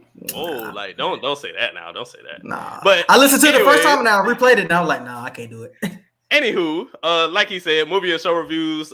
We just reviewed Loki episode 2 not too long ago. We got Spiral out. We got what else we did? We got Cruella we had out. Cruella. We got to do Army of the Dead. I finally watched it. Definitely good. I heard that shit was ass, bro. Whoa. It's funny because when I hear shit about a movie, it's like it really kind of fuck with me. It slows me down from watching it. So I still gotta watch it though. That shit was good. It definitely has some flaws, but that shit was good. Zack Snyder did his shit with that. It was a good movie. And they left room for another one. They left room to like make more if they wanted to. We gonna see. That's what I'm saying. This shit wasn't ass. What you talking about, Cardi? No, it's talking about Army of the Dead. That shit. Oh yeah, that's what I was hearing though. I was hearing that shit was ass, bro. That shit was mid. I heard it was moving too slow. I'm like, I can understand that. It's Snyder. It was Snyder. I'm gonna see what that shit talking about. But yeah, you can hit him with the social media. You can follow us on Twitter at QE Podcast 1. You can follow us on Instagram at QANDE Podcast. You can follow and like our Facebook page. Don't forget to subscribe to our YouTube channel. Click the notification bell so you can see anytime that we drop new episodes. And our email, QANDEpodcast@gmail.com for any business inquiries, questions, or concerns. Yes, and subscribe to us on all of our podcast platforms. We're on Apple Podcasts, Google Podcasts, Spotify, and iHeartRadio. And wherever you listen to podcasts, definitely subscribe. We are everywhere, so definitely check us out. Subscribe to us on YouTube, Q&E Podcast, and subscribe to my YouTube. Just type in Quincy Hicks into the search bar and definitely subscribe. We appreciate you guys for listening, and we out. Peace.